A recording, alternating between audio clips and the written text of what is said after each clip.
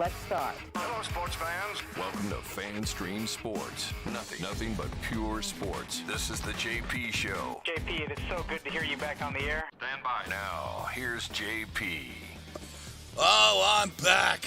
I am back from Colorado. And I missed you guys. I missed you guys a lot. I just, let me get everything straight here today. That looks better. I missed you guys a lot. And a few things happened. Not too much. Nothing major while I was away. Not like Tom Brady signed with the Bucs the last time I was out in Colorado. No, it was fun. But man, we had a great trip out there. Amazing how it renews your body, your soul, your mind. It just, it's something about the mountains and the outdoors and the white snow and the beauty of Colorado that just does something to me. I don't know what it is. I don't know what it is. People have studied this and talk about how nature can calm you. Man, but does it ever? It really was. But excited to be back. I miss you guys. Miss talking about Tampa Bay sports. And we got a great show coming your way today. Dave Randorf is going to join us at 11 o'clock to talk about what the hell's going on with the Lightning. I took time out to watch those games. Probably shouldn't. I don't know what the hell's going on, but I'm not in panic mode. The injuries obviously have caught up with them a little bit. We hope they get healthy for the playoffs, which are coming up next week. But we'll talk to Dave Randorf at 11 o'clock. We got tons to talk about with the Rays, the Buccaneers. The Masters yesterday was really, really interesting. Lots of storylines there to get to. Hendon Hooker, a lot of people look to see what's going on with him. We've been talking about it since January, but is he going to be a Buccaneer? That's an interesting story. The NBA is an absolute disaster right now. What's going on there? We even have some is it XFL with Anthony Beck to talk about. So much to get to today. We appreciate you guys. If you want to chime in, you can always go to YouTube, to the JP Peterson Show. Please subscribe right there, and you can comment on Facebook and also comment on our Twitter, and we'll get you guys on. Good morning to you, Nick Geddes. Yeah. Great job, by the way, last week. Thank you. And all your guests that you had on. You guys did a fantastic job. I peeked in every now and then, and you made me feel like I could definitely take some Fridays off. So I think we did okay. You did I think we did okay, but I'm still glad that you're back because you are the creator of this show. We need you here. Thank you. By the way, you also took a little bit out of your time, at least 2 hours combined, during your vacation. Yeah, of course. To come on this show. I want to check in with you guys. That's what I put you over. I said, look at that. You're on vacation. You still were offering to work. Yeah, absolutely. But I kept you away. I'm a hard worker, I think, for the most part. I do a lot of stuff that probably wastes more time than when I think I'm working. But I had a full confidence that you would be able to handle it. And I don't know if you were confident as much as I was confident in you, but you learned, hey, I can handle this stuff. Yeah, I felt I grew into it as the week. I had great people interacting with the show, which helped along. Sean helping, Jason Powers. So it went good, but we're glad you're back. And let's not bury the lead here of what really went on this weekend. Wow. I was even watching Bally Sports on my phone, watching the Rays in the restaurants, putting it up there while we were eating, and I couldn't believe what I was watching. I mean, I thought, I thought this team would be an 85-win, 86-win team just like last year because the offense, why would we expect it to be so much different than last year? Well, I was wrong about that. 9-0. I mean, this start is historic on so many levels. Let's just get the numbers out of the way.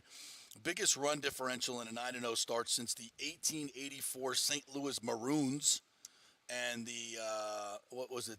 I got the full New York Gothams. Yeah, I was gonna say I got the full list. The Maroons. Yeah. The New York Gothams. Yes. And how about 1882? That man was their lead starter, I believe. Really? Can you tell me who played on the Providence Grays in 1882? Providence had a major league team?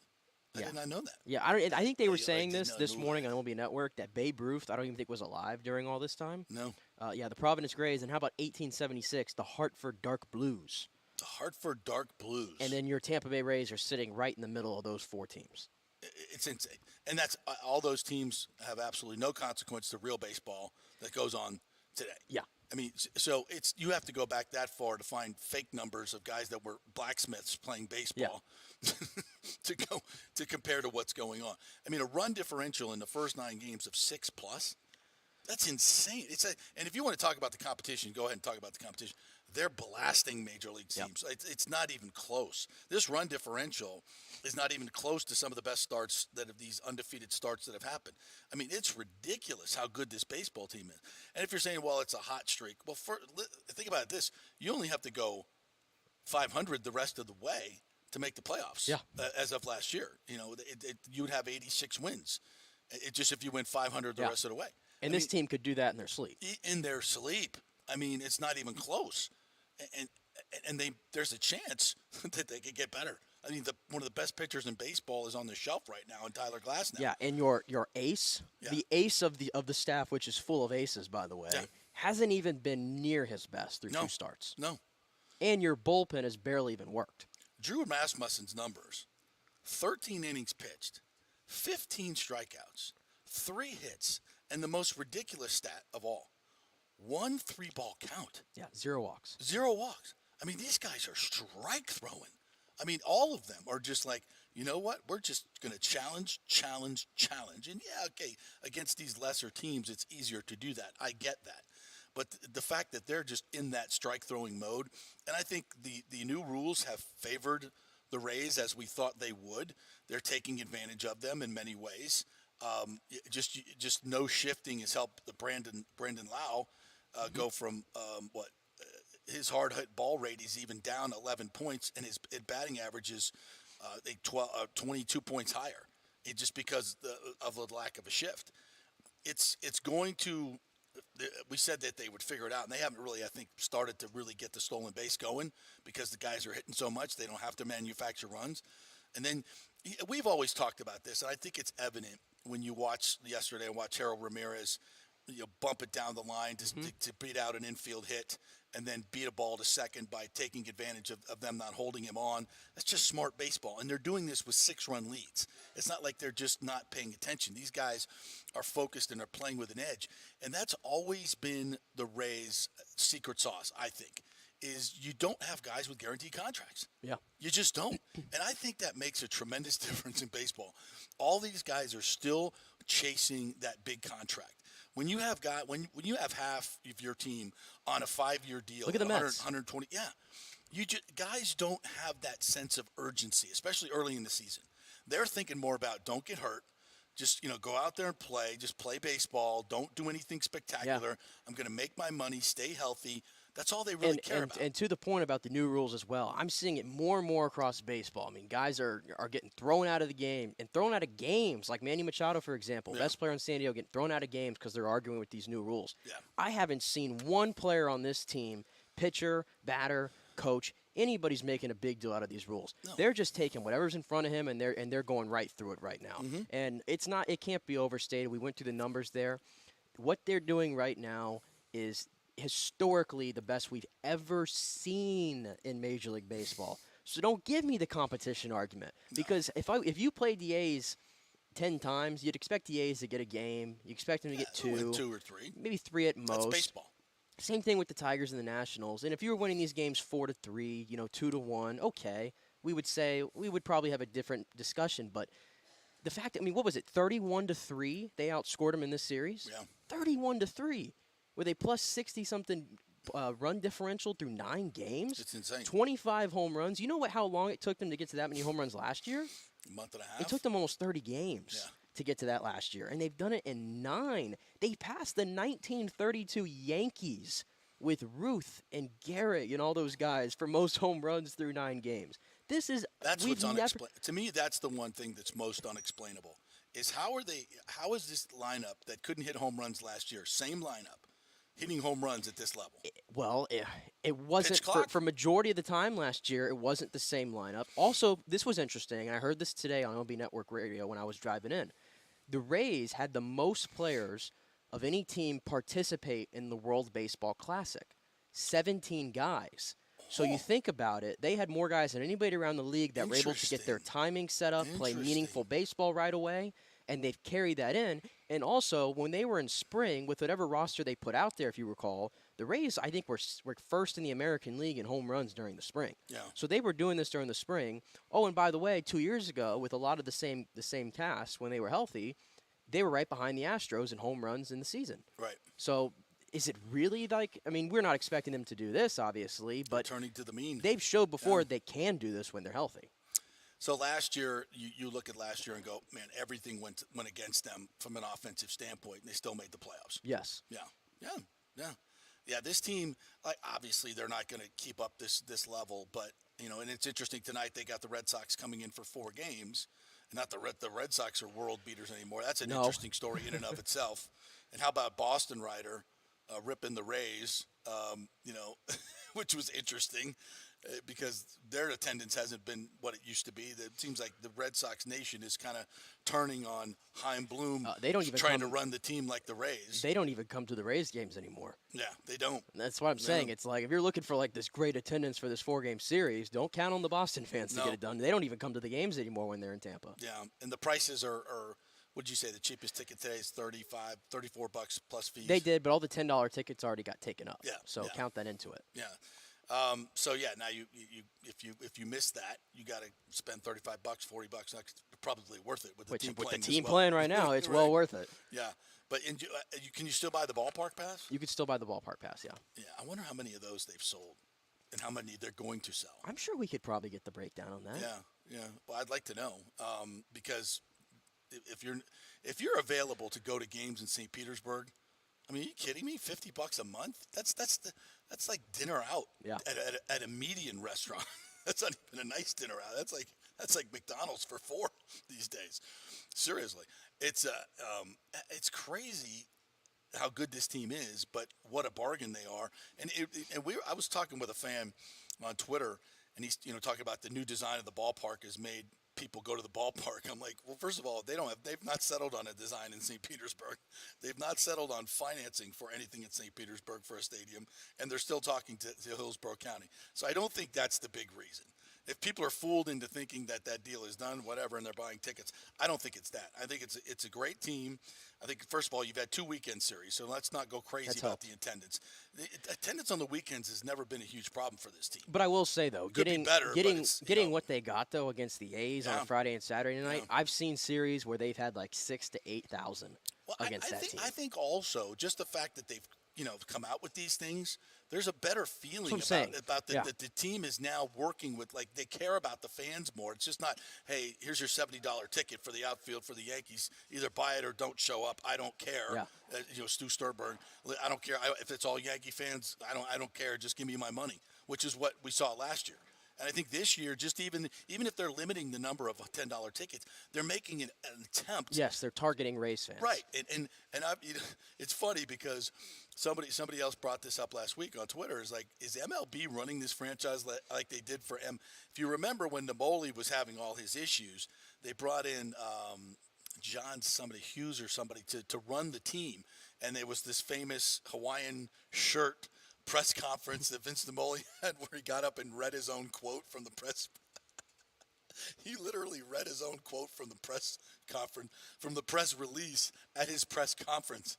It's like, dude, you can say it here by yourself. You don't have to read your quote. They probably said, stick to the script. Just say this and don't say anything else. And so they brought in a new person to run the team. And then a year and a half later, Sternberg was the new owner in his group. So maybe it's a dramatic difference. It's a dramatic difference this year, the way they've reached out to the fans and what have you. So I think it's honestly my theory on that whole thing is that they've settled on the fact, okay, we can't get out of this market. Now we know we're not leaving this market. So when you're kind of backed into that corner, it's like, okay, let's embrace this market. Like, there's no more shenanigans to be done. What a concept. Yeah, you can argue they should have been doing this stuff years ago. Of course. But the fact that they're doing it now, I mean, like I said, we were there on opening day. You can say it felt different. There was a different buzz. I mean, I've already seen people in the comments here talking about they went to the games this weekend. I mean, I spoke to so many people while I was out and about this weekend that said they've already gone to a game. Yeah. They were excited to go to this weekend. They want to go back. Like, I just haven't heard this stuff before. No.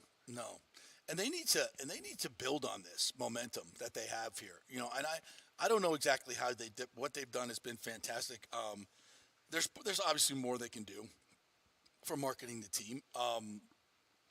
I don't know exactly what that is, but we've talked about the Mexican connection with Isaac Paredes and Randy.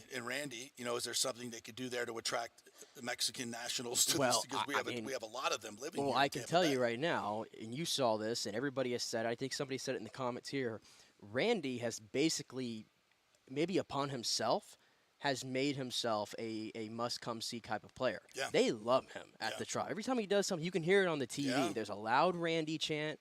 He interacts with the left field crowd. He's embracing the whole stare and the cross of the arms. He's doing the bowls, but we love it, though. Yeah.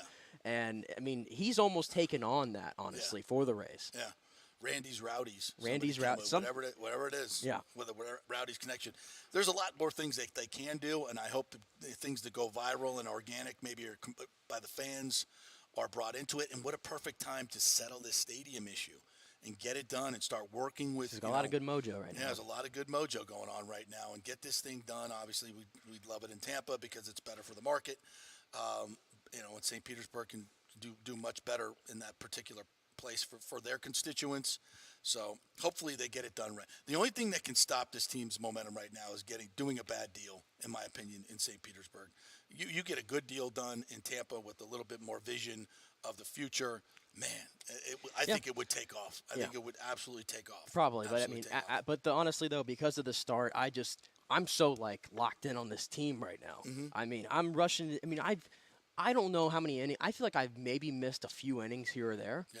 And I think some of them are honestly I get up to go do something when the Rays are pitching, and I come back, and because they're so good, like Rasmussen yesterday, I come back and I'm like, oh, the inning's over. Yeah. Because they're moving so. I mean, I feel like those are the only times I miss the innings. Yeah, and I think it's affecting the other team because when you're watching the games and you see like Rasmussen yesterday, it's just like it's relentless. He just and the batters can't step out. They can't stop it. They can't call timeout. No, it's like almost like a run in basketball where another coach can't call a timeout, and there's nothing nothing they can't artificially stop the game, which I think is good for the game. I think it's good for the game. You know what? If you can't hit, you can't hit. But I think it helps the Rays strike throwing. They're pounding the zone. You can't step out. It's like momentum. It's like we're just going to mow your ass down, and you can't stop it. We're going to get on, and we're throwing strike after strike after strike with good stuff, and there's nothing you can do about it. I think the Rays have embraced that, and I love what you said about that. Other teams that are bitching and moaning about it, and who are the guys that are mostly bitching and moaning? Stars. Guys that have long-term guaranteed contracts. That don't. There's something about it that just makes them play a more selfish type of game, and it's about me, and I want to step out of the box. It's not about the team, And the Rays are like, look, these are the rules. Let's take advantage of them. Let's embrace them. Let's don't fight them. Let's embrace them. Yeah. And I think that's a great attitude because you got to play by the rules anyway. These are the new rules. You can either bitch and moan about it and get all that negative energy going, or say, hey, how are we going to use this to our advantage? And the Rays have more. Let's just say it, softer, more controlled minds because they're not these – softer might be the bad word, but more open-minded because they're not set in their ways, long-term contracts. I'm a superstar. This is the way – I'm going to play the game the way I want to play it. They're like, okay, they're just more amenable to all of these type of things, whether it's, not throwing a lot of innings, not getting a set lineup every day, not having, all these things that maybe traditional baseball teams, bigger franchises don't do, where the Rays embrace all of this new stuff, and it's easier to do with younger players that aren't set in their ways and aren't superstars. Yeah, and players who they have a collection of guys who are still trying to prove themselves across the league, and I think Harold Ramirez is a great example of that, who yesterday, take Rasmussen out of it, I thought he was the player of the game. Yep. They don't get the Brandon Lau Grand Slam without Harold Ramirez, running one out at first base, and then running hard to second base, even though the shortstop for Oakland, I'm not sure what that throw was. I mean, that was – I don't know what the word I want to use for that one, but I know the word I want to use, but I won't say it. It's crap. Yeah, we'll say that. Yeah. But he takes advantage of it, and that's where the Rays are right now. They've become the team where you can't give them life. Right. You cannot give this team life because they're making you pay. The approach at the plate right now is the best that I think I've ever seen in this franchise across the league. They're leading the league in strikeouts, not striking out, and not striking out, and not striking fewest out. Strikeouts, yeah. Fewest strikeouts. That's right. They have the fewest strikeouts in the game, so they're working the counts. They're waiting for you to make that mistake. More selective. They're more selective. They're forcing you to throw into the zone, and I think that's why they're really hitting a lot of home runs is because they're forcing these pitchers, and let's face it, these aren't the greatest guys in the league also, who aren't probably adapt, I guess, to probably work a count with you. And they make a mistake, and the Rays are making them pay right now, and it's across the entire lineup. They got 11 guys with a home run so far. 11 guys with a home run. Yeah. I mean, you have 13 position players, and 11 of them hit a home run? Yeah. It's all over the place That's right great. now. It's fantastic. And Harold Ramirez, you saw the stat I put? Yeah. He's got 3 home runs already. It's 6 last year and 450 at-bats or whatever it was. Yeah. And we were talking about how he doesn't have enough power to remain on this team long term, and he's like, oh, really? Yeah, I do. Yeah. Yeah, they won't need to make any additions at the That's what I'm saying. deadline. It's like I don't know what they need to do at the deadline at the moment. But I don't want to be a prisoner of the moment either. And the competition has not been great. But the way they're winning, how they're winning, the differential, all of that, I think definitely outweighs what the competition is because they're crushing the competition. It's like a major league team playing double-A teams. Yeah, and these teams that they've played, by the way, have beaten the Astros, they've beaten the Angels, they've beaten the Braves. Okay, those are 3 quality teams around baseball that the teams they've played have beaten. The Red Sox got swept by the Pirates. Yeah. The Red Sox got swept by the Pirates. Yeah. Like, teams are losing all. The Astros are 4-6. Like, it's hard to do with baseball. It's hard to beat any team like this, Right. 9-0, let alone what they're doing by the amount that they're winning by. Any team can beat any team, and even the worst teams in baseball are going to win 60, 70 games a year. Yes. So it's major leagues, and well, maybe not Oakland, but most of these teams are major league teams, and even the A's are. Let's just be honest about it. But this is spectacular on so many levels. And yesterday, we talked about Rasmussen. Let's hear a couple of the calls, shall we? First, we haven't talked about the Wander home run. This one was. Listen to the sound that this makes, and when this pitcher lets it go, he's got, I think it was about a 93-mile-an-hour fastball on the inner half and down. And Wander, just batting from the left side, just absolutely crushes this ball. And that's a shot. Well tagged, and that baby's gone. 3-2 pitch lined out to right field. 4th home run for Franco. 4 home runs already for Franco. And that pitch, I mean, he's got to feel like, worst case scenario is, he's going to hit a line drive to right field. Yeah. And he gets it out of the park with about 107 velocity, 110 velocity. It was phenomenal. And what did we say throughout the offseason of who is Wander Franco going to be? Yeah. And we said if he's going to live up to the hype, he needs to be a guy that can hit 30 home runs. Yep. And he's never going to be the big launch angle guy. And neither is Yandy, but those guys I don't want him to be. Those guys are hitting home runs right now, but they're hitting other than the bomb that he hit on Friday night, by the way, that he completely pimped. He's just hitting line drives that are just going out. I mean, this guy is an elite hitter. He's appointment television as far as I'm concerned when it comes to the Rays. Not only is he going to the All-Star game this year, if he stays healthy, he's going to be in the MVP conversation. There's no doubt about it. Absolutely. And I like the fact that he was DHing yesterday? Yeah, and 2 games in a row, they've had the luxury to yank him in the 7th inning because they're winning by so much, so you can get him off his feet. Now you throw Brujan in there, who's up because Siri goes on the IL, so now you can see a little bit of Brujan as well. I mean, they right now they have it as perfect as you can get it. Yeah, and they've got versatility and they've got some depth too. I mean, when Siri goes out, you put Manuel Margot in center field. Nobody panics. No, he's fine. He's a good, and he's a plus outfielder, and so is Josh Lowe. I mean, he's a guy who can play center field too. So you've got some depth here. You've got depth in your pitching. There is one problem though, that they're last in the league.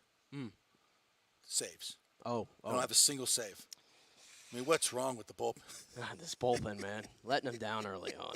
You can't get a save when you're up 4 runs. How many times has Fairbanks faced 3 batters this season? 4 batters? At some point, you got to get worried about this guy getting some freaking work out there. I mean, but keep him rested, man. And at the end of the year, we've seen this many times with the Rays. Their bullpen gets worn out. Yeah, or even yesterday when Rasmussen. The more they can do this, even Rasmussen yesterday, he's rolling through 7. He only had 83 pitches. Yeah, he could have gone 9. He could have gone 9, but save these innings for October. Absolutely, because they do. They pile up, and you want to be able to have these guys rested. So, yeah, when they finally are in a tight game, will their bullpen be as sharp as it needs to be? Probably not. You know what? That's okay. They might lose a game because of it, but I'll trade a 9-0 start and resting your bullpen for losing a game or 2 because they're not sharp. Or maybe they'll come in and be fresh and just blow people away. To be fair, there's only one game this year that they've had to use the bullpen earlier than they wanted to, and that was the Josh Fleming outing. And if I recall, they went through they went through 5 innings of shutout baseball. The bullpen did, if I recall. Yeah, and that was the only close game they had. 6. It was 5. They were down 5-4, I believe. They got down 5-4. Fleming went 5 innings, and then they had the bullpen go the rest of the way and didn't give up a single run. Yeah, they ended up winning it by 4 runs anyway. Yep. Well, how about and this is the sequence that really put the game out of reach when Harold Ramirez beat out the throw to first, then beat the throw to second, and then with 2 outs, Brandon Lau came up, and his reaction to this one I thought was funny. I thought he hit a foul ball. Lost the ace twice. Brandon Lau, he lets a fly ball deep into left. Cable will go to the track. That baby's gone. Fooled the lanes. Slam. Home run. And he started slow, but now suddenly his last 9 at-bats, he's got, he's crushing the ball. Well, he was actually one of the more advanced metrics. He was actually one of the more unluckier hitters through the first week of the season around the league. And it was more about guys kind of not pitching to him, really. And Francisco, all the guys who weren't hitting to start the season, Francisco, Harold, and Brandon Lau, were all on, like, the unlucky list. Yeah. Within the top 20 of unluckiest hitters. Which is crazy. So the ones who weren't hitting were just unlucky. And then this weekend, they all kind of break out a little bit when they get better pitch. Because eventually, you got to pitch to these guys. Right, yeah. The numbers are just stupid right now. Even Harold Ramirez, as you mentioned, with 3 home runs, had another dong yesterday, and this one, of course, courtesy of Bally Sports Sun as well. That's a shot to it. Deep into left center. Well tagged and gone.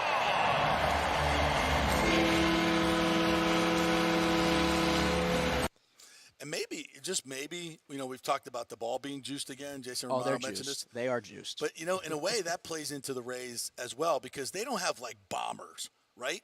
They have guys that make contact. So if you make contact, and get a little bit of lift to it, and the ball's juiced, you're going to get more home runs. Yeah. Maybe that's why they're hitting more home runs. It's just contact and a juice ball. Because you got, like when Stanton hit one or Judge hits one, and Judge had two yesterday. When those guys hit them, they're going to go out any ballpark, and then even if they miss it, they're going to get it out in right field.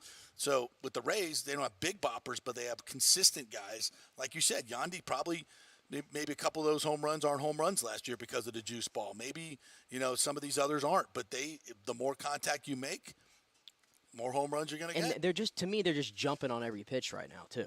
I mean, the 2 home runs that Margot hit, which were bombs, I mean, you kind of see it in his swing. Like, he's jumping out in front of it and is ready to rip it. So that's the difference to me with the Rays so far as well. All right, let's listen to Kevin Cash, who's got the easiest job in the world right now, just watching these guys play baseball. And whoever's making the lineup, who cares? It's doing pretty well.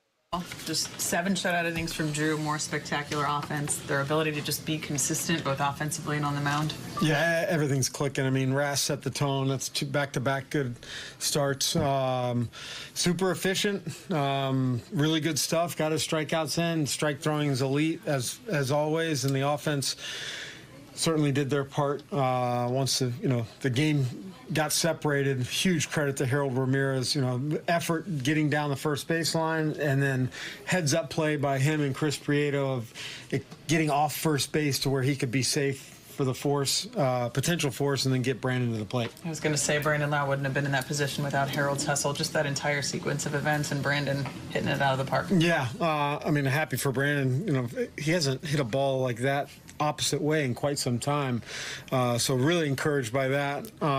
Just shows that he's in a good spot, and happy just that the base running choice and decision really impacted that situation because we've worked so hard, and Chris Prieto has kind of tried to continue to instill making smart decisions on the bases and how it can help us. Prieto see something there in particular? I saw it looked like Harold was giving him a lot of credit for that sequence. It was just that he was telling him to get off the bag. The first baseman was way off the bag, so you can basically go as far as the first baseman allows you. Gotcha. And Ras, I think he said 1 3-ball count in 2 starts. I mean, there's elite command, but what do you call that? Good. I didn't know that.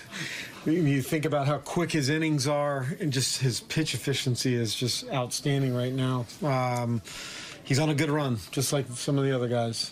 It took a little while, but what do you see from Brandon's swing that he's getting power now? 2 games. Yeah, I mean, he's pull side power he has. he's really got to be connected and staying on the ball to hit the ball like he did today to the left field. So I would just say, timed up and staying connected with his swing. I know that in batting practice, even in spring training, we saw more balls that he was really driving the other way. So that was a good sign. Now he's taking it into the game. Harold thought he could find a little more power in his bat this year. He's got 3 home runs. He found it. 4 games. How did he find it? I don't know how these guys, some of them do it. I know that there's intent, and it's kind of become a home run game a little bit. Harold's a really good hitter. I think that he has so much confidence in his swing that if he wants to take some chances to try to get a ball up in the air, he's willing to do that. Very similar to Yandy. Both those guys are just really talented hitters that hit the ball on a line a lot more than most. Now they're taking some chances to get it a little higher in the air. Kevin, this run with just everything going right in every facet, you just want to just continue to ride it and just see how long it goes? Ideally, yeah. I don't not want to ride it, so stay out of the way and let him play. Harold's play, is it sort of emblematic of the attitude, the vibrancy of this group? I hope so, because everybody, even our pitchers on the bench noticed it. From the ground ball, beating it out to his ground ball to third, and then beating it out to second. Everybody, it really worked in our favor that something really good came from that, and Brandon came up. So it'll be something that I'm guessing the guys will be talking about. So true. And, boy, it's got to be fun to manage this team. And you don't have to deal with any superstar attitudes.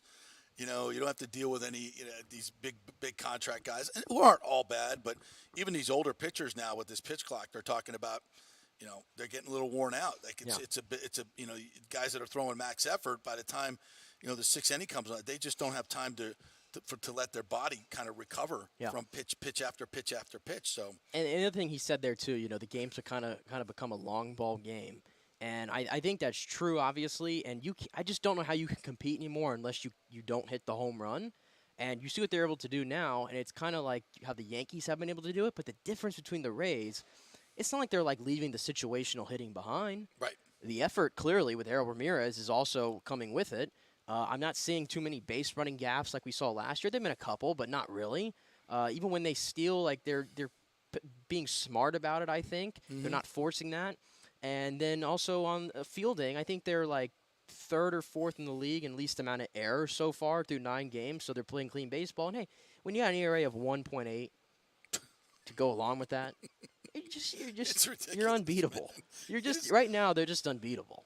If I would, just because Boston is our bitch and always will be, it would be nice just to blow through them as well. The Rays are like, okay, we're 9-0, and obviously human nature, you take your foot off the gas pedal. But it's good that the Red Sox are coming in. There's a little bit of tude there, right? We don't like them, they don't like us. Same with the Yankees. So this gets you up. Just seeing the Red Sox uniform and their arrogance, their historical arrogance, that'll get you going. It'll get you going. So they'll be locked in, and hopefully they whoop their ass. I'd just love to see, and Red Sox fan, if any of them dare to show up at the park, which you're right, they probably won't now. They'll have to walk out with their tail between their legs. That'd be fun to watch. Yeah, and they've already made the switch, by the way.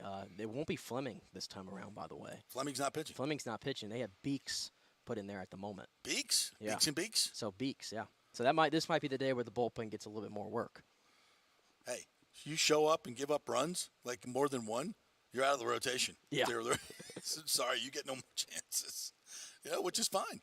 If Fleming's searching for it, why not give another guy a chance? And that's the other thing. If you're a Rays player right now, there's somebody behind you itching to get in there or get your at bat or get your innings. And that makes that makes everything ramped up a little bit. You got to be sharp when you go out there. There's no room for mediocre here. Sorry. Take that to Oakland or Boston. There's no room for that here, which is just a great situation to be in. All right, we'll hit our first break here. When we come back, I want to talk some Masters. So many great storylines for that. We'll get to the Lightning. We'll be doing that with Dave Randorf at 11 o'clock. He'll be joining us, the voice of the Lightning. So we'll have him at 11 o'clock. But next up, Masters, and then we're also going to talk some Bucks in our first hour. as well. We thank you guys for joining us. As always, we appreciate the Jeeves Law Group, JEEVES lawgroup.com. If you've been involved in an accident or had your car totaled, didn't get what you thought you should, you may have a case. Go to JeevesLawGroup.com and find out. It's a free call. And Bay Area Modern Medical Center as well. We'll be back 3 minutes. Stay with us.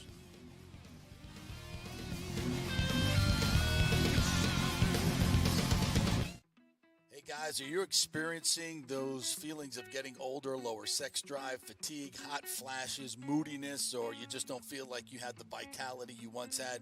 It's a chronic problem here in the United States. You're not just getting old, it's likely low testosterone. Studies over the last 20 years show a shocking decline in younger males aged 16 to 39. Older men have seen a sharp decline as well, so do something about it. Go see my friend Christopher Lugo at Bay Area Modern Medicine. Look, testosterone replacement is not a frivolous treatment. It takes a professional, targeted approach that focuses on total body wellness, vitality, and emotional stability, not a one-size-fits-all approach like many clinics use.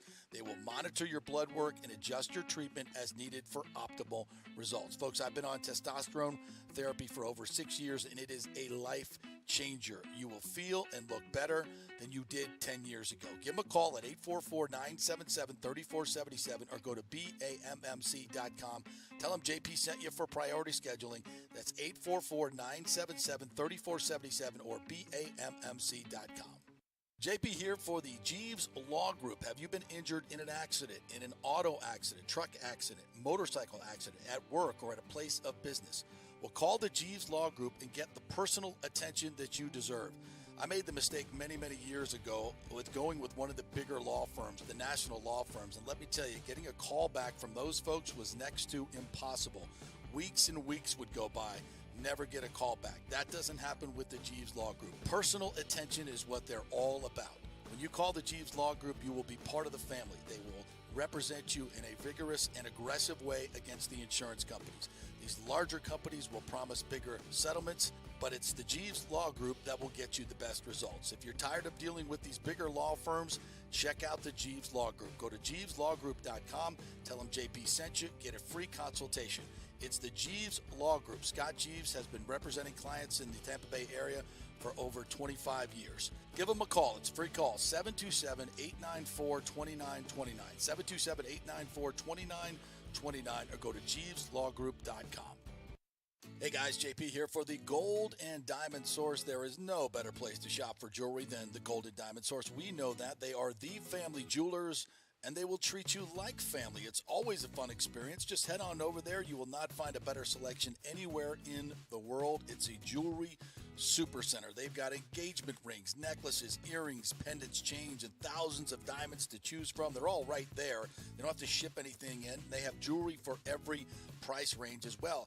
Guys, if you're looking for some of those baller watches, they have a great selection. They have new and used. You can get some great collectibles there as well. And if you're looking for some more affordable gold and diamond jewelry, you have to check out the Emily collection from Emily Johnson Weintraub. Emily created this collection for people who want to wear and stack elaborate jewelry but don't want to pay the big ticket prices. You got to check this stuff out. The Golden Diamond Source has plenty of options to accommodate any budget, interest-free financing for up to 5 years, and a layaway program, 20% down and only 6 monthly payments.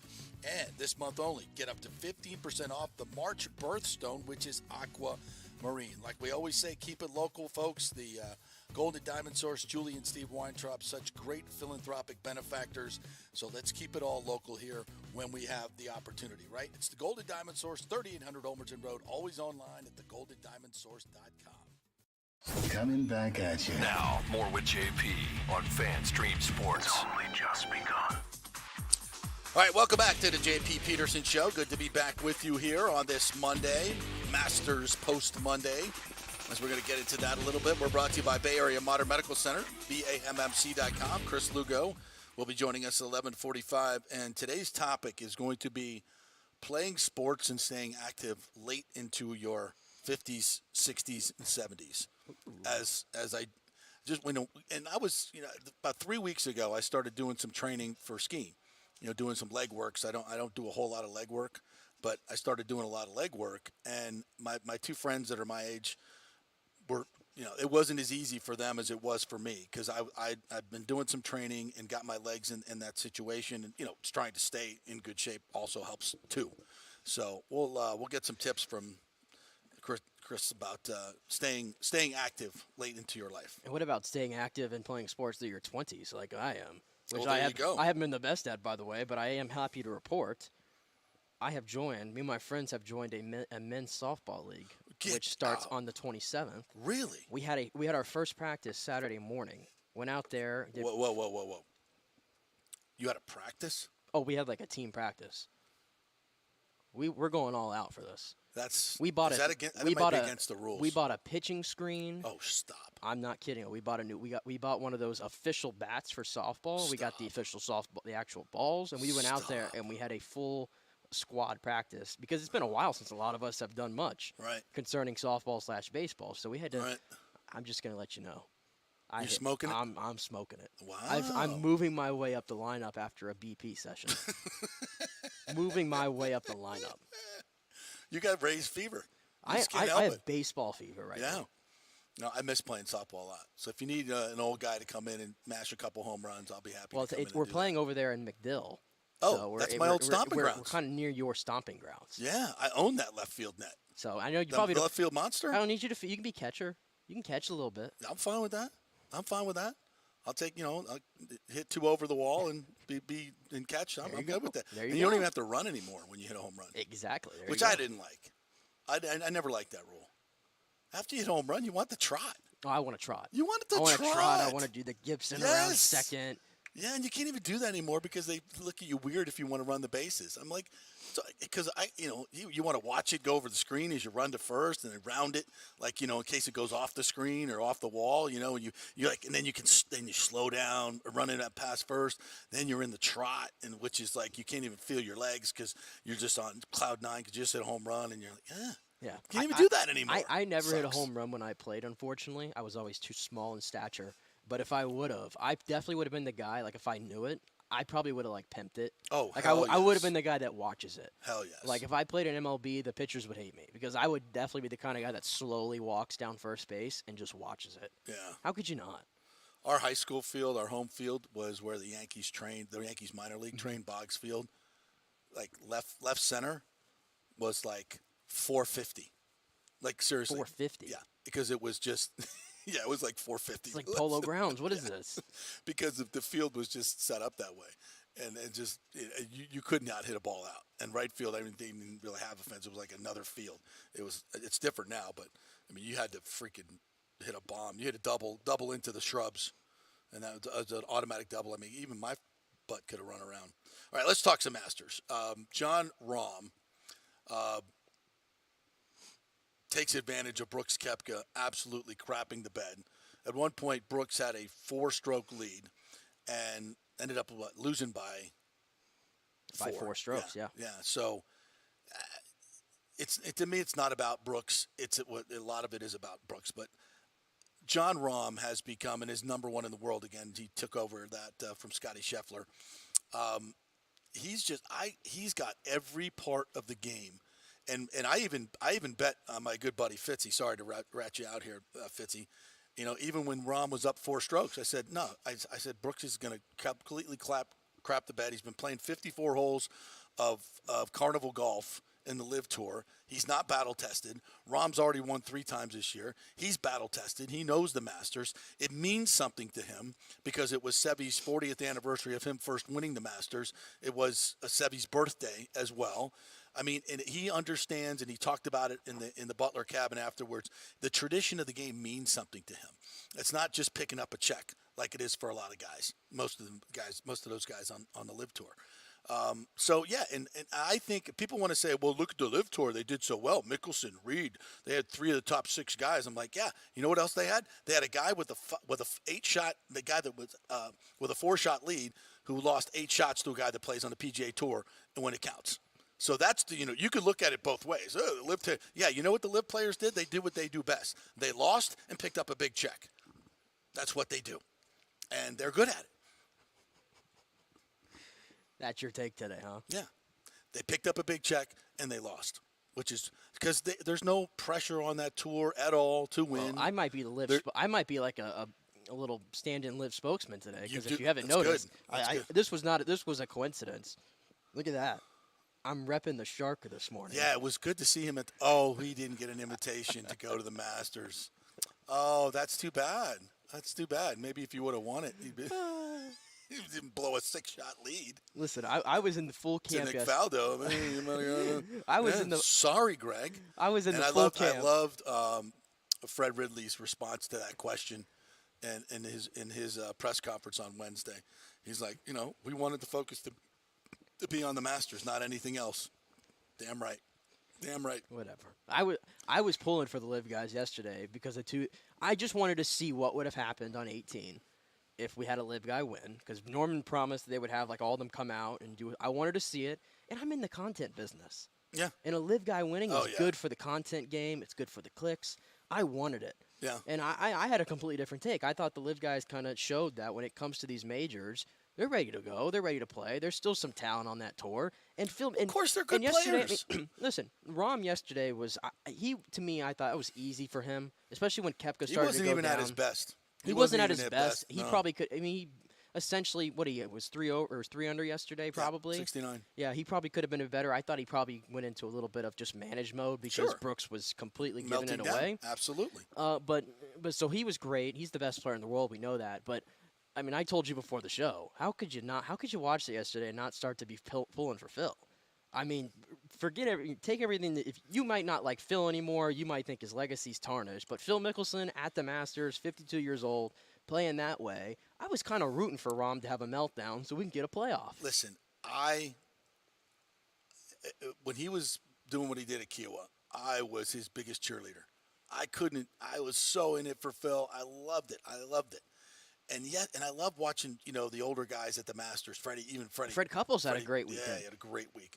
And I love watching those guys play, and Tiger, if he could have been healthy, and God, he has gotten such bad luck with the weather in the tournaments that he played. I saw somebody did a little thing on that, and it was like every big tournaments that he's played, the majors have really gone against him in terms of weather.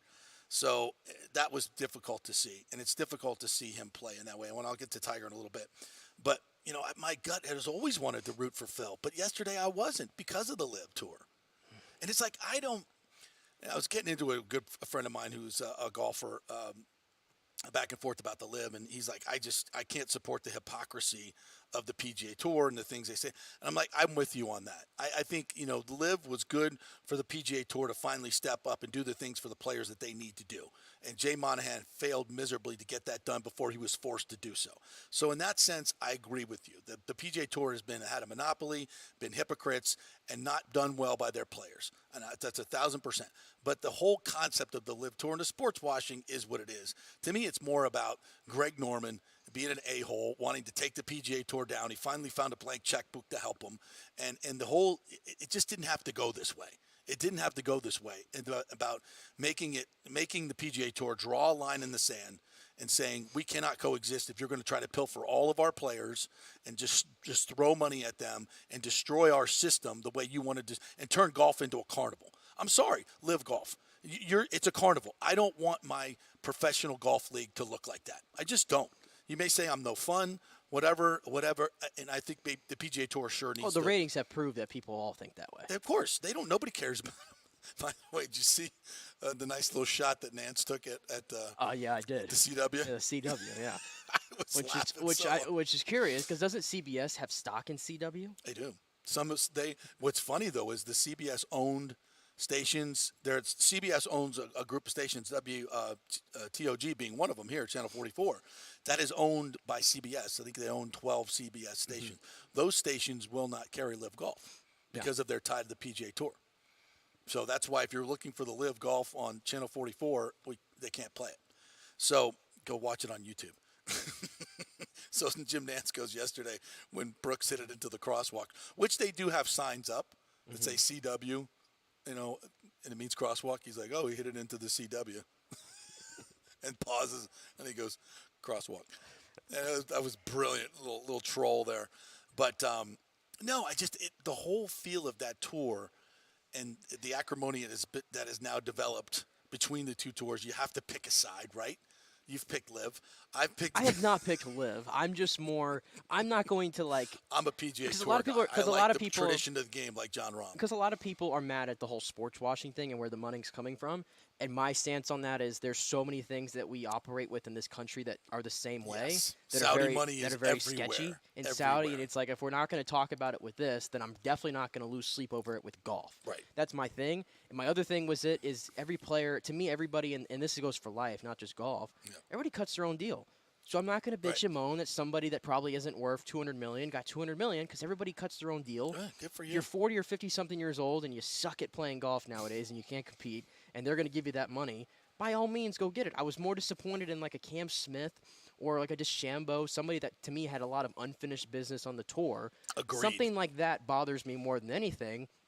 But when it comes to the majors, it's like I almost forget about it. And in Phil Mickelson's case, which, by the way, when you break down what he said all this time later, I think the reaction was a bit way over the top. Way over the top on Phil. I don't know how you could say that tarnished his legacy. It didn't for me. I still enjoy watching Phil play, especially when he played like that. Him slimming down, even though he looks completely emaciated. Yeah, maybe got a Tom Brady look to him. Maybe that's helped him kind of a little bit to drop some of that weight. Maybe it's improved. Thought he was fat though. No, but he was definitely not the most looking in shape kind of guy. Right. But he's slimmer now, and it just was fun. He was smiling again, which he hasn't done in a while. The fist bump when he made that putt on 18, you could tell that meant something to him. Mm-hmm. I mean, the guy just finished in second place at the Masters at 52. Yeah. I thought it was a cool moment myself. It was. But I was invested in Rahm winning. But yeah, I mean, I was invested in Rahm. If you're good for like the new guys getting their rub, you're seeing a player right now who's putting himself as the best in the PGA Tour. He's off to a historic start, four wins now, right? Mm-hmm. All in 2023. Of course, people would want Rahm to win, and of course, the whole thing with Ballesteros, his birthday, the 40th anniversary, like the story was there for Rahm as well. And that's what I was talking about. I'd love to hear Jon Rahm, wax poetic about the traditions of the game and how much it means to him.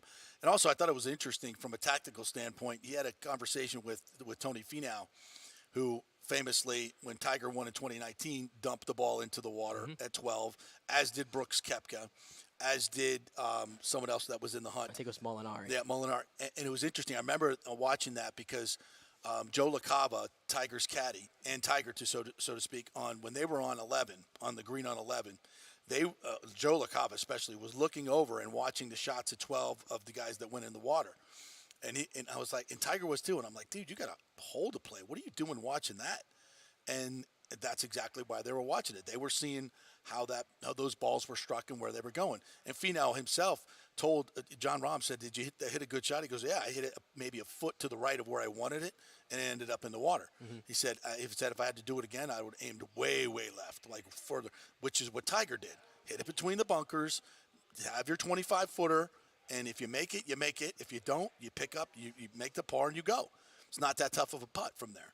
And that's exactly what Rahm did when he came to number 12. He said, it's just so inviting. I think he was playing 161 there yesterday, but he goes, I'm hitting it over towards the bunkers, and hopefully you don't get a gust of wind that takes it long or short. And even getting in the bunkers is not that bad of a shot. And even the way he was at the end, the last three holes, because Brooks birdied 14 and 15, right? Or 15 and 16 to get himself back to 9 under, I believe. Yeah, Rahm was at 12 under. Rahm hits one into the right, and he has like a tree kind of right in front of him. Shot. That shot to me was when I had my moment where I'm like, okay, he's got this now. Oh, that was it. That was the winning shot. Like that felt like the Fitzpatrick shot from last year in the U.S. Open that he hit there from the bunker, and we were like, all right, he's winning this thing. That's was that on Rahm 17? Shot. That was 14?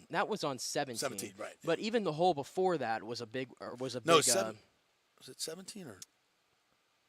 Yeah, I think it was 17. Yeah, you're right. But even the hole before that, though, was interesting because, and this is where Koepka kind of gave it away. He had life right there, and he had that putt, if you recall, for a birdie, and it might have been like, 4 or 5 feet out? Yeah. And he sends it just past it, right? He had his moment right there because Rahm had missed his birdie putt and left it open, and things would have gotten interesting.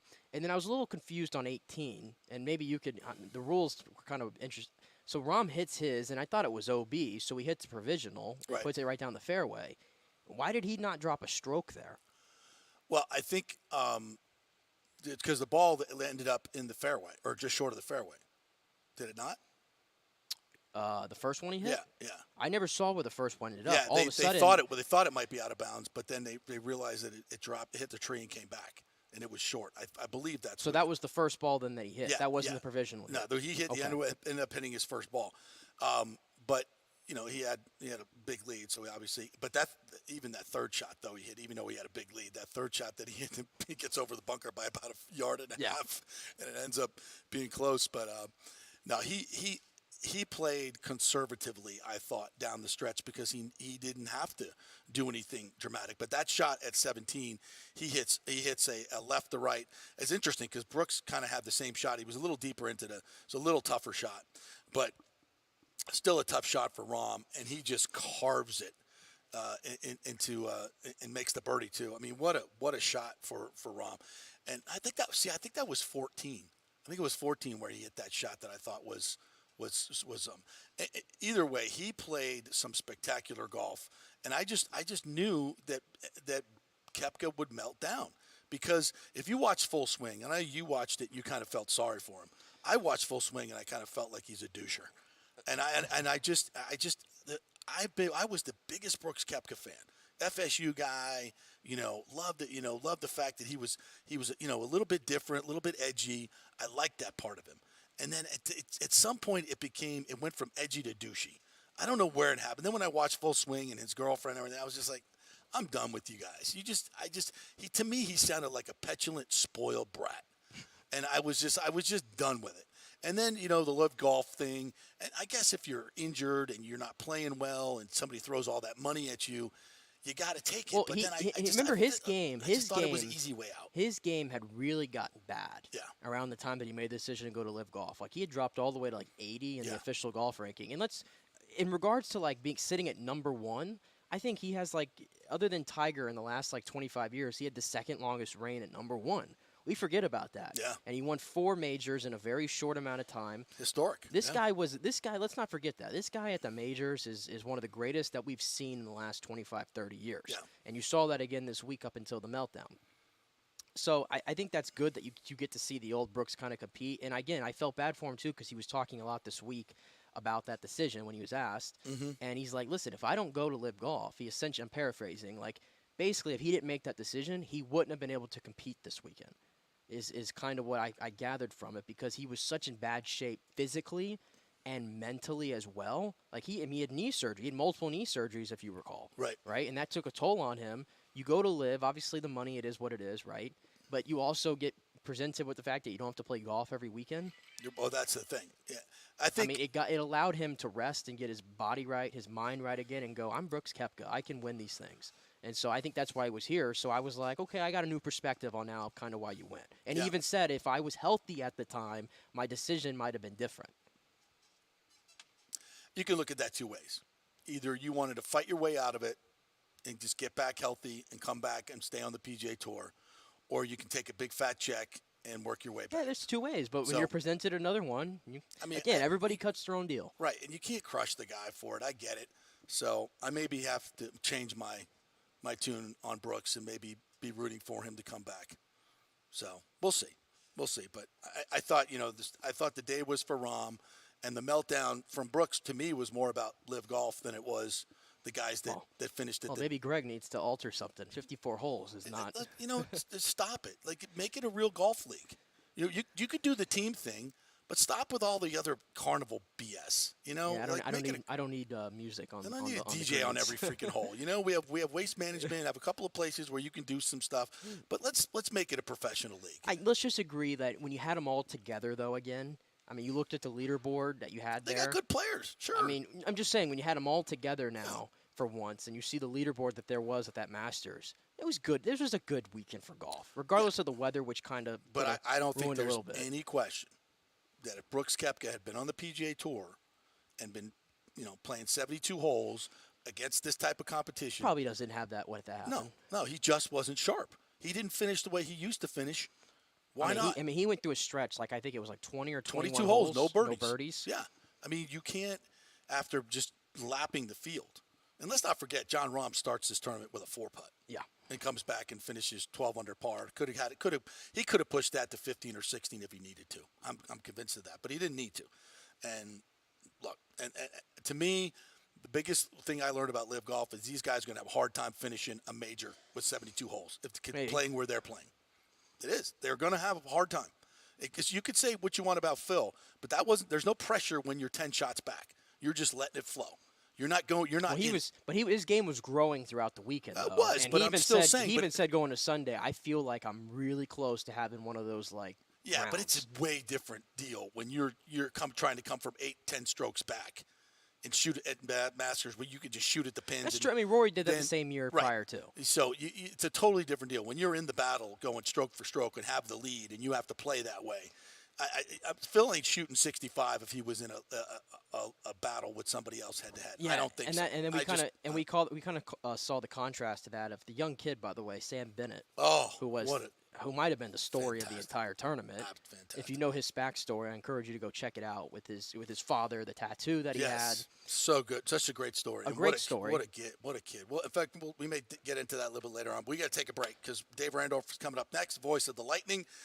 We'll find out what's going on with this team that just got 19 goals scored against them on their road trip. Yikes! What's going on? Should we be worried? Personally, I'm not. But we'll hear what Dave Randorf has to say. Quick break. Back in a moment. Stay with us.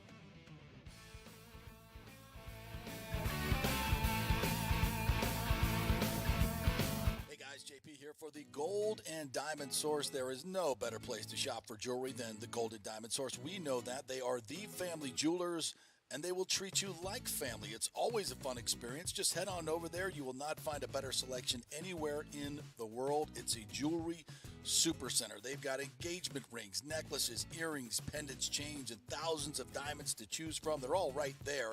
They don't have to ship anything in. They have jewelry for every price range as well. Guys, if you're looking for some of those baller watches, they have a great selection. They have new and used. You can get some great collectibles there as well. And if you're looking for some more affordable gold and diamond jewelry, you have to check out the Emily collection from Emily Johnson Weintraub. Emily created this collection for people who want to wear and stack elaborate jewelry but don't want to pay the big ticket prices. You got to check this stuff out. The Golden Diamond Source has plenty of options to accommodate any budget, interest-free financing for up to 5 years, and a layaway program, 20% down and only 6 monthly payments. And this month only, get up to 15% off the March birthstone, which is aquamarine. Like we always say, keep it local, folks. The Golden Diamond Source, Julie and Steve Weintraub, such great philanthropic benefactors. So let's keep it all local here when we have the opportunity, right? It's the Golden Diamond Source, 3800 Olmerton Road, always online at thegoldendiamondsource.com.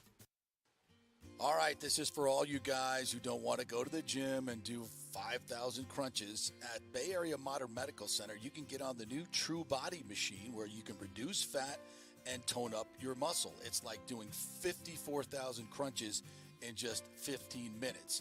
Define your body as you see fit. True Body offers personalized muscle stimulation that delivers the equivalent of those 54,000 crunches in just 15 minutes. Just get in touch with them at Bay Area Modern Medical Center, BAMMC.com. Chris Lugo and the team over there will set you up on True Body and get amazing results. Non-invasive with comfortable and little to no pain and zero downtime. You can isolate and target those areas that you want to improve and treat multiple areas simultaneously. It's an amazing machine, so check it out at Bay Area Modern Medical Center, BAMMC.com.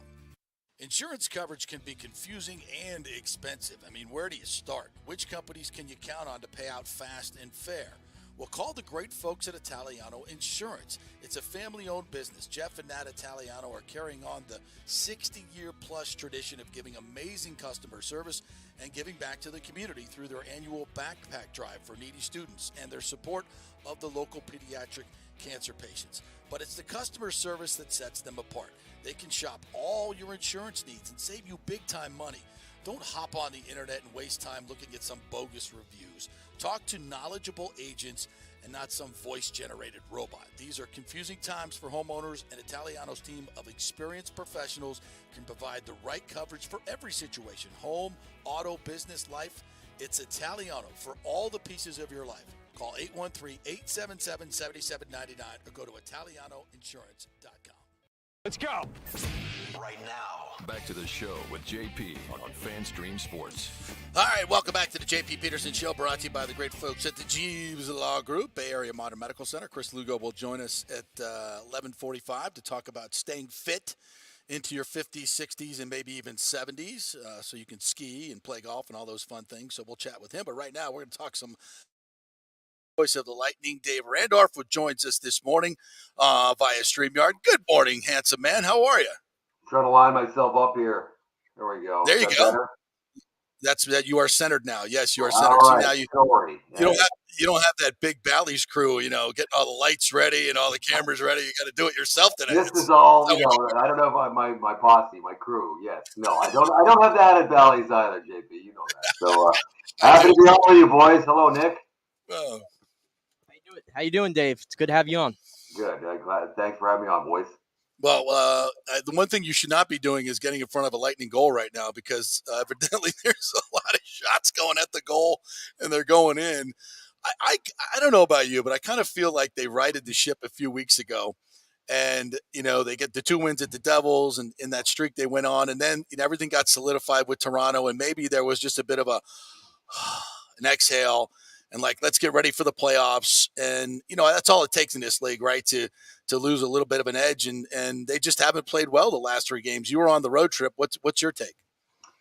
I think exactly that. And yes, and John Cooper said as much. He said quite pointedly, post-game Saturday night, he said that I feel like this team stopped playing as soon as our playoff spot was clinched. And you can't do that. Otherwise, you're going to get embarrassed. And he said they were embarrassed on back-to-back nights coming out of New York. And then, of course, they allowed 7 goals against Ottawa for the second time in like a couple of weeks. Yeah. So I think he would qualify that as 3 consecutive embarrassments. And you know, so I've asked this everywhere I go right now. You know, what do you think? Can they flick the switch? Can they turn it on? I know that question's coming from you. So let's just jump to that question. Let's go right to it. You know, I think the coach and the players certainly have different levels of concern. I think the players themselves probably do feel that, listen, we got this. We want to play better. We don't enjoy what happened on Saturday night or the previous 2 nights in either game against the Rangers or the Islanders. But we just, sometimes it's hard to just mentally and physically get up. I'm not making excuses for the players because personally, I don't like it. I'd like to see them playing a little bit better. The coach, on the other hand, is looking at this from a very objective point of view, going, how can you go from being so loose, so sloppy, so unengaged to being right on top of your game against a team that is gunning for you, a team that has had, just like yourselves, months to prepare for one opponent. Yep. Think about the Boston Bruins and their 63 wins now. So much for that record, JP? That was nice while it lasted. Hopefully they get what we got in the playoffs. So yeah, well, we'll see. But so to my point, they can still face, with 2 games remaining, one of 3 teams. And I know the Bruins are the Bruins. They're going to worry more about themselves anyway. But those are 3 entirely different scenarios and challenges and opponents. Sure. And be it the Panthers or the Islanders or the Penguins. And whereas the Leafs and the Lightning have known for virtually months that they were going to face each other. So both teams, no doubt, have been drilling down even harder because they haven't faced each other in a while. They'll face each other, obviously, tomorrow night. But they've been drilling down on every minute detail, no doubt. So that's what the Leafs are going to bring. And there is, of course, the small motivation of getting past the first round for the first time since 2004. So they're going to bring it. There's an immense amount of pressure on the Leafs, and they are a good team. So I just don't like the notion that you think you can just kind of snap your fingers and erase some terrible games, quite frankly, and jump into the cauldron that is the Stanley Cup playoffs. Yes, I know they have experience. Yes, I know they've been there, done that before, and we've even seen some kind of late season stumbles before, and they've recovered. Can they do it again? Yeah, I guess they could. I'm not going to say they can't, not with this group, but do I love it? No, I don't think I do. I would prefer to see them. It's not necessarily a win or a loss at this stage for them. It's how you're playing. Right.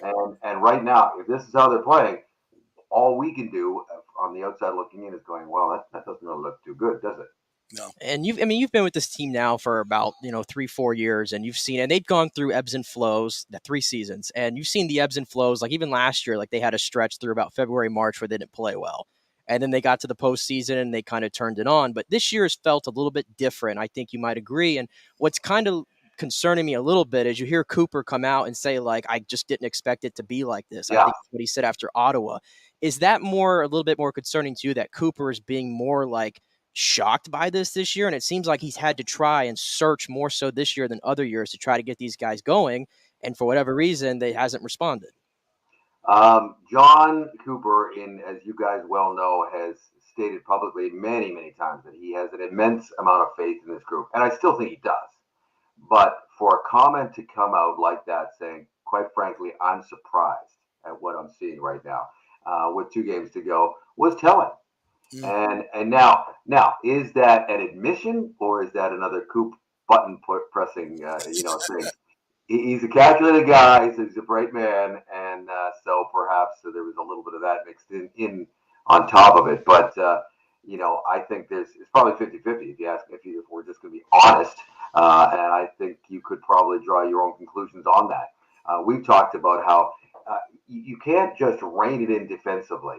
I really believe you need to have some building blocks in place going into the first shift of the first game of the Stanley Cup playoffs, no matter what series you're talking about, is intense. It is like horses out of the barn, out of the gates, Kentucky Derby. And it's intense. The building's alive. We've all been there. We've all experienced it from the seats, and it's awesome, is what it is. And the players are like that too. So if you aren't ready for that, playoffs and games in the playoffs are decided by the smallest of details. A missed assignment there, a bad penalty here that leads to a power play goal, or worse, some kind of shorthanded goal situation. Just as the smallest things are magnified, just as they are in any sport, even in a 7-game series. If you look at that game that the Lightning lost, was it Game 4 in the Stanley Cup Final last year, where Colorado scored on what we all thought and figured was a too many men call, and ultimately that was a killer, and Coop knew it at the time.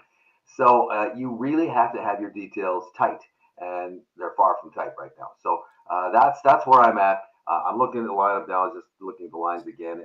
Sergeyev's back at practice today, which was expected. He had the birth of a child. Congratulations to he and his wife. That's awesome. And that's fine that he missed, a game. He'll be fine. He's in an excellent season. A lot of guys, it should be pointed out, have had great seasons. There's a lot of them. Hagel is at career. Nick Paul's gone dry, but he still has career high in goals, and he's still contributing in other ways. Sergeyev's had an amazing season. He's got more assists now than he previously had his career high in points. So he's had a great season. Stamkos, points, obviously. Kucherov, 108 points. Come on. So there's a lot to like here, but we're not talking individually. We're talking team structure, and that's what wins you games in the playoffs. The Lightning know that. They are no doubt drilling down on that as we speak at practice right now. But it's you talk about reining it in. They've got to reel it in pretty quick here. Like one of those sailfish boating excursions off the coast. They got to start reeling hard. Pull back real hard. Pull back real hard. They got to get it together. Yeah, speaking of fishing, the Coops Kids thing last week was a big deal, and obviously raised a ton of money. Were you involved in that? I've gone out a couple of times on those and on that tournament. It's one of the funnest days, and you catch a lot of fish. It's a fantastic opportunity and obviously a great thing that Coop loves to do, and it raises a lot of money. That's pretty fun. For pediatric cancer. I know I wasn't there that day, but it is just another example of how this organization from Jon Cooper through the players give back. And there's countless examples of how this group organization, not just the players and coaching staff, how the organization gives back.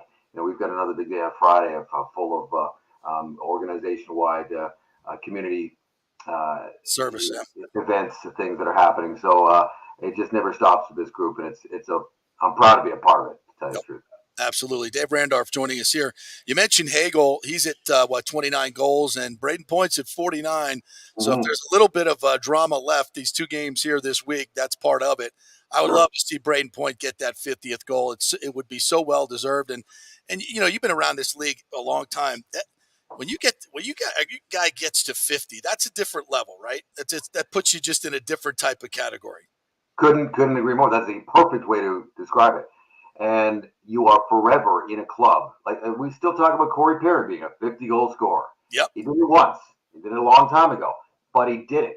Yep. And he was an MVP, and he had a career year that is always on his resume and always comes up. Now, of course, Braden Point's got a couple other things to go along with that into Stanley Cup rings, and that's obviously the biggest part of it. But individually, there's a couple of marks, and 50 goals is special. 60s is super elite, and now we've got another 60-goal scorer in Pasternak who got the hat trick. Did he get a hat trick last night? I know he got the 60 the other day, but anyway. The hat trick, yeah. So I couldn't agree with you more. And just to think of what goes into getting to 49, wouldn't it just be a crying shame if he stalled somehow in the next two games and didn't just get that one more goal, right, JP? Yeah. And Nick, it would be unfortunate because he deserves it. More than anything, this guy deserves it. He brings it night in, night out. He's got that clutch ability that not a lot of players do have. He drives the offense. I listen to your post-game show with my partner, Brian Englum, and the word he uses all the time is he's the transmission. He's the transporter. And without him, well, we saw what happens without him in the Stanley Cup final. There's no question in my mind that he would have turned one of those games that they lost by himself with one of those clutch moments and his ability to back up the D. So he deserves 50, and it would really be a crying shame to stall this close to that elite mark and forever enter the books as a 50-goal scorer in the National Hockey League. Not to say he won't do it again. He could do it again for sure, but it's not easy. And a lot has to go right, including health. So you're right there. Let's go grab it. And shoot the puck, Braden. Next two games, shoot the puck. Hey, and when you look to this Toronto series, by the way, looking ahead, I think we could all agree, especially last year and this year, the pressure's all on Toronto, like you kind of alluded to when you first opened up. The pressure's all on them with the playoff drought. The Lightning just need to, they have the advantage to kind of be able to play freely and not worry about that pressure as much, I think. But you know a lot about that market, I'm sure. Can you kind of speak to that dynamic of being in Toronto, having that team, the pressure they're going to have to deal with for this series, especially from a media standpoint alone, what they have to be feeling there? I lived there for 20 years, and just being a Canadian, no matter where you live in the country, the focus is on the Toronto Maple Leafs. It's the bane of the existence of somebody from Vancouver like me, because no Leafs, But having said that, it is all about the Leafs, and they are a good team. Let's call a spade a spade. They're a very good team, and they will be prepared. I think their goaltending situation is more than interesting. There's a little bit of an eyebrow raiser there with Matt Murray, who has kind of been up and down anyway. He's out, and you got Ilya Samsonov, who's probably going to be the guy, and then they've got an unproven guy named Justin Wall in behind him. So, having said all that, I can't really even begin to tell your viewers and listeners here how far when I say opposite ends of the spectrum it is in terms of media pressure and fan pressure, how wide that gap is between the Tampa Bay area and here. People love the Lightning here. They love the games. They love the wins. They love the championships. But there is nowhere near the amount of scrutiny, criticism, analysis, panel upon panel upon panel on radio and television on two national sports networks that break down the minutest of details. And now that they've signed this kid out of Minnesota, Matt Nyes, I think his name is, now they're all breaking down, where he should play and what he brings to the table and all. It's just an obsession there. Largely in part because they haven't won since 1967. 1967, they've not won a Stanley Cup. They've been, since that time, probably the highest price, if not the highest price ticket in the league, right up there. And secondly, they have not won a series, boys, since 2004. I mean, think about that one. They have not won a series since 2004, since their coach was the late Pat Quinn. So it's just and now, of course, then they've lost it. Now, out of the last 6 first-round series that they've lost, I believe last 4 of it in Game 7. So it's just been one soul-crushing loss after the next, including last year when they lose Game 7 at home on 2 goals scored by a guy who grew up there. Yes. So it's just one thing after the next. So there will be a lot of focus and pressure. Players are probably used to it now. I imagine they're already starting to do this one, close the ranks and try as hard as they can to block out the noise. And there is a certain amount of media obligation that you have to go along with. But, Mitch Marner, watch one of his press conferences. He just looks straight in the camera, doesn't make eye contact with anybody, talks like this, talks real fast, and then gets the hell out. Like he just doesn't give you anything. And because he knows he's from Toronto and he knows. So the longer the series goes, the more the pressure mounts on the Leafs. That's interesting. Dave Randorf joining us here, voice of the Lightning. And what's really interesting is how does Coop play this game tomorrow night? How does Toronto approach this game tomorrow night? Do you want to send messages? Do you want to look at matchups? Or do you want to just rest your players and go, we got something bigger coming up? I mean, obviously Coop's not happy with his team right now. Is this the game where you say, guys, show me what you're going to do in game one of this series, but show me tonight. So if the switch is going to be flipped, can we just flip it now? Can we do it now? I think Cooper's got a myriad of options here. How do you think he plays it? I think a lot of it's going to come from within, from these players. They know. I'm sure they aren't happy with the last three losses themselves as they look themselves in the mirror. No, they've got way better in them. And having said all that, this will be, hyped up tomorrow night's game, first round series preview and all that. And it'll be really hyped up in north of the border for sure. Yeah. I think it's going to be a lot more subdued than we all would maybe expect it to be, with the focus and emphasis on the Lightning on just playing better. I don't see anybody getting in the scrap tomorrow night. They can't afford any more injuries. No. The Tanner Jeannot loss is right now is really hard. It doesn't look like he's going to be back anytime soon. There's been no official announcement, but we all saw the knee buckle. Yeah. And he's not. I'm telling you right now, he's not playing in game one. I've got nothing concrete, but I think we would all agree it'd be a stretch to think he's going to be available anytime soon. Having said all that, I think the focus again is just let's play better, boys. Just play better. As I said earlier in our chat here, it's not about winning or losing this one. It means nothing to either one of us. It's about feeling better. And now, having said that, I think back to a couple of years ago when they had some late season. Remember the late season games they had against Florida? And they were crazy games. They were like wild scores. They even had one against Toronto last year. I should have looked it up before this game. I think it was like 8-1 or something like that. Yep. And in the end, no, it didn't mean anything. Yep. What happens tomorrow night won't have any carryover effect at all. It will, once the noise gets louder and the season is officially over and we all get on that plane and go up to Toronto, that's when the hype machine is really going to crank up internally and externally. And so whatever happens tomorrow night is not going to carry over to next week, but the Lightning want to play better. And I think that's going to be their focus. I think you're right, partner. Well, Dave, thank you for your time. Really appreciate it. Did I see you post something from Yankee Stadium? Did I see? Yeah. I went to the Yankee Stadium. Nice. We were there for the Rangers game last week, and so the night before we went to Yankee Stadium. Why not? Right? So, are you a baseball fan? Are you watching what the Rays are doing? 9-0? Are you kidding me? Oh, I was almost going to wear my Jays hat, but I figured that'll be a bad play here. But they got a good win yesterday too, by the way. They did. They haven't even played their home opener yet. So, yes, I definitely watched the Rays. I watched Dwayne and Brian and the whole Bally crew there. Great. And it's very impressive. And I'm not one who says, it doesn't matter. They're playing a bunch of bad teams. No, they're winning and they're balling and they're fun to watch. And I think this is going to be a fun season to watch. And I watch them a lot. Yeah, absolutely. All right, Dave, thanks for your time, man. Appreciate it. We'll see you tomorrow night. Thank you, buddy. All right, boys. Thanks a lot for having me on. See you. Thanks, Dave. It's just this is such an exciting time of year, man. I'm so the Rays are playing well, and we got to get to some Bucks talk here in a second as well. But it's Lightning time, it's playoff time, and I just my gut feeling tells me they got it right. And Dave's right. It's about the players. It's about the players, and they're like, okay, we know what we need to tighten this up. Let's see if we can play some good defensive hockey. And they did it for 5-6 games. And like, all right, we're good. We're in the playoffs. It's to me, it's like gotten to a point where I don't know how many more messages that Cooper can send out into the public like he has this year. Like it's at the point where he really is on the players at this stage. And it's why it's been so hard to kind of evaluate them this season because of what I've seen the past 3 years, and I know what they do when they get there. Yeah. And no Matt Murray for Toronto.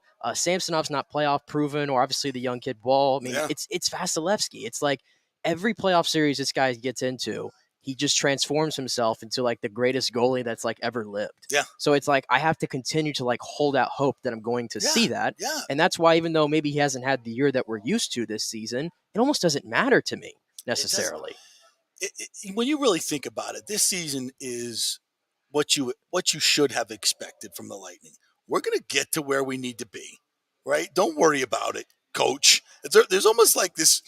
It's almost like, Coop's the dad and the kids are like, Dad, we got this. All right. We showed you that we got it for 4 or 5 games there. Well, now just give us a minute. It's just going to take a little bit of a mental break here. We can't get any better in our seating. So just give us a little moment here. We know what we got to do. They flip the switch when they get to the playoffs. And but you know what? Until that doesn't happen, we have to expect that it will. We've seen this for 4 years now. When their backs are against the wall, they play their best hockey. The only time they haven't done it is when they didn't have Braden Point in the finals against a really good Colorado team. Okay, so that's the only time you haven't been able to flip the switch and win it. I got to believe with the complement of players, and I know that's no McDonough, no Jan Ruda, no Palat. I get all that. But the core is there. And as you mentioned, Vasilevsky is there. Huge advantage in goaltending in the playoffs to the Lightning. Okay? Simple as that.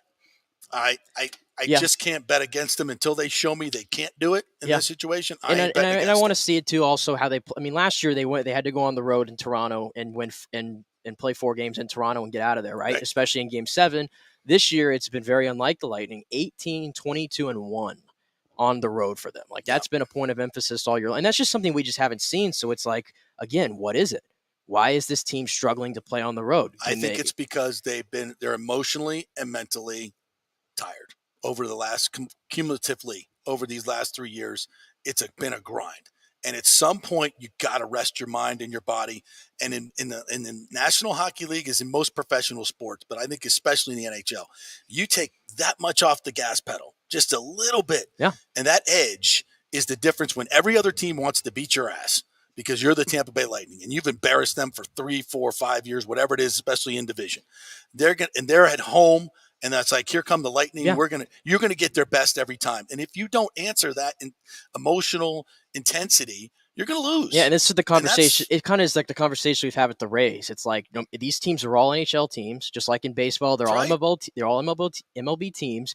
You have to take them serious. I mean, a good example. You look over in the Western Conference. There's a playoff push going.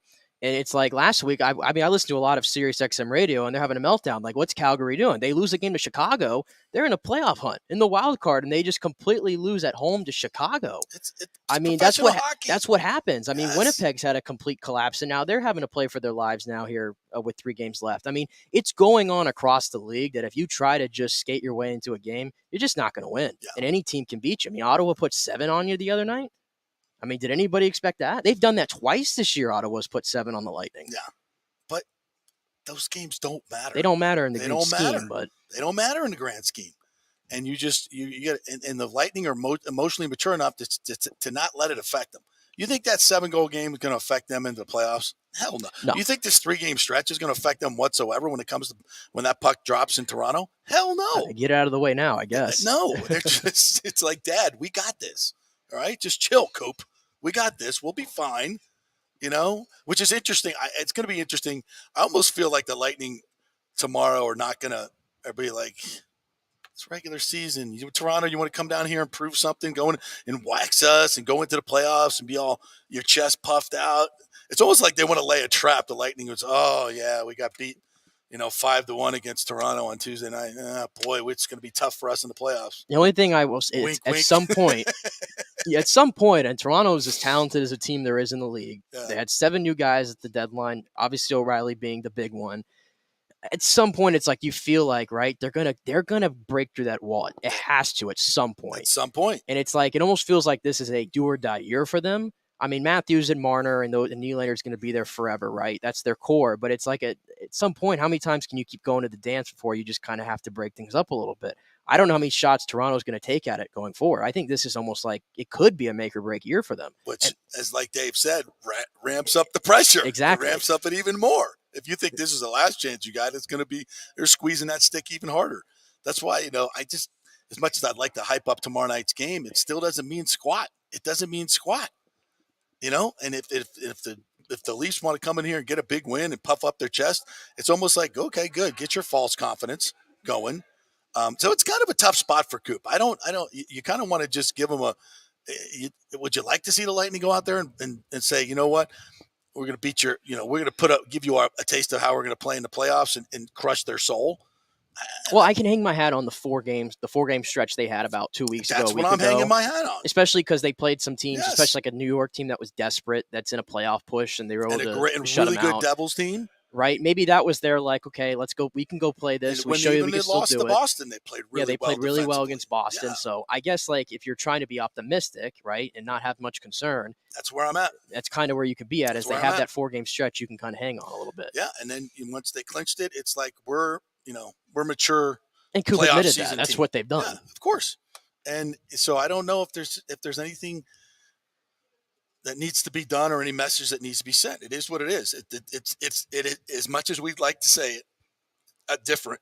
It's a meaningless game. It's a meaningless game. And maybe it's not the Coop. Maybe it's not the players. Maybe he's got something. He's a hell of a lot smarter than me. Maybe he's got something that he wants to see before they step into it. But I don't think you can manufacture it. The players know. It's a meaningless game. The only thing that matters is the playoffs. So we'll see how they treat it. All right, we'll take another quick break. Chris Lugo is going to join us at 11:45. We'll chat with him about staying fit and active into your 50s, 60s, and 70s, which is kind of topical for us. So we'll talk about that. And when we come back, we're going to talk some Bucks.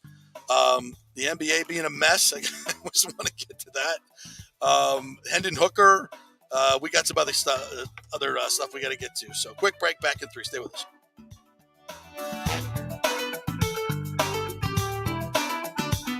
Insurance coverage can be confusing and expensive. I mean, where do you start? Which companies can you count on to pay out fast and fair? Well, call the great folks at Italiano Insurance. It's a family-owned business. Jeff and Nat Italiano are carrying on the 60-year-plus tradition of giving amazing customer service and giving back to the community through their annual backpack drive for needy students and their support of the local pediatric cancer patients. But it's the customer service that sets them apart. They can shop all your insurance needs and save you big-time money. Don't hop on the internet and waste time looking at some bogus reviews. Talk to knowledgeable agents and not some voice-generated robot. These are confusing times for homeowners, and Italiano's team of experienced professionals can provide the right coverage for every situation: home, auto, business, life. It's Italiano for all the pieces of your life. Call 813-877-7799 or go to italianoinsurance.com. Well, Fitz the mortgage guy did it again. A listener heard his ad, was going to another big bank, but called Scott Fitzgerald at American Mortgage Services of Tampa, and Fitz saved him $618 on his monthly payment. Are you kidding me? Folks, that's big money. Rates are going up, they're going down, they're going all over the place. Scott will shop your loan and save you lender fees and get the best rates. Email him, scott@amstampa.com, or call 813-294-7595. That's Fitz the mortgage guy. Lots of stuff going on right now, and these rates are going all over the place. You need somebody knowledgeable in the market that will work hard for you and get you the best deal. That's my man, Scott. He's done 3 loans for me, done thousands of loans for local folks here, works with a lot of the coaches and players in the area. He's the guy. 813-294-7595, or go to scott@amstampa.com. JP here for the Jeeves Law Group. Have you been injured in an accident, in an auto accident, truck accident, motorcycle accident, at work, or at a place of business? Well, call the Jeeves Law Group and get the personal attention that you deserve. I made the mistake many, many years ago with going with one of the bigger law firms, the national law firms. And let me tell you, getting a call back from those folks was next to impossible. Weeks and weeks would go by, never get a call back. That doesn't happen with the Jeeves Law Group. Personal attention is what they're all about. When you call the Jeeves Law Group, you will be part of the family. They will represent you in a vigorous and aggressive way against the insurance companies.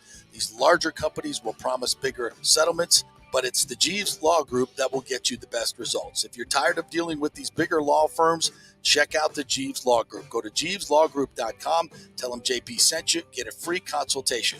It's the Jeeves Law Group. Scott Jeeves has been representing clients in the Tampa Bay area for over 25 years. Give them a call. It's a free call, 727-894-2929, 727-894-2929, or go to jeeveslawgroup.com. Pure sports. JP is back on. Welcome back. FanStream Sports. All right, welcome back to the JP Peterson Show, brought to you by the great folks at Bay Area Modern Medical Center. Chris Lugo will join us in just a bit. Talk about staying fit into your 50s, 60s, and 70s. Staying active, what are the keys? Since I just got back from crushing Peak 8 in Breckenridge at a beautiful Colorado ski resort. If you've not been there, it's absolutely phenomenal. I love going out there. So we'll chat with him about that.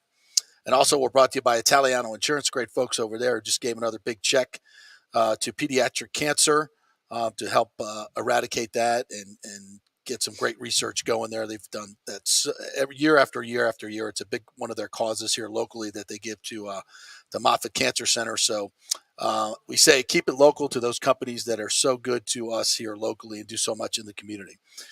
All right, so the NBA heading into the play-in. Boy, so exciting. In a weekend of controversy, the Dallas Mavericks basically capitulate and say, we're not going to play our starters. We don't even care about getting into the playoffs or even into the play-in game. With Kyrie and Luka, two of the biggest stars in the game, we're not even going to play them to get into the playoffs. How is that even a thing? They're worried about that top 10 pick. They don't want to lose that top 10 pick status, so. Is that the right thing to do?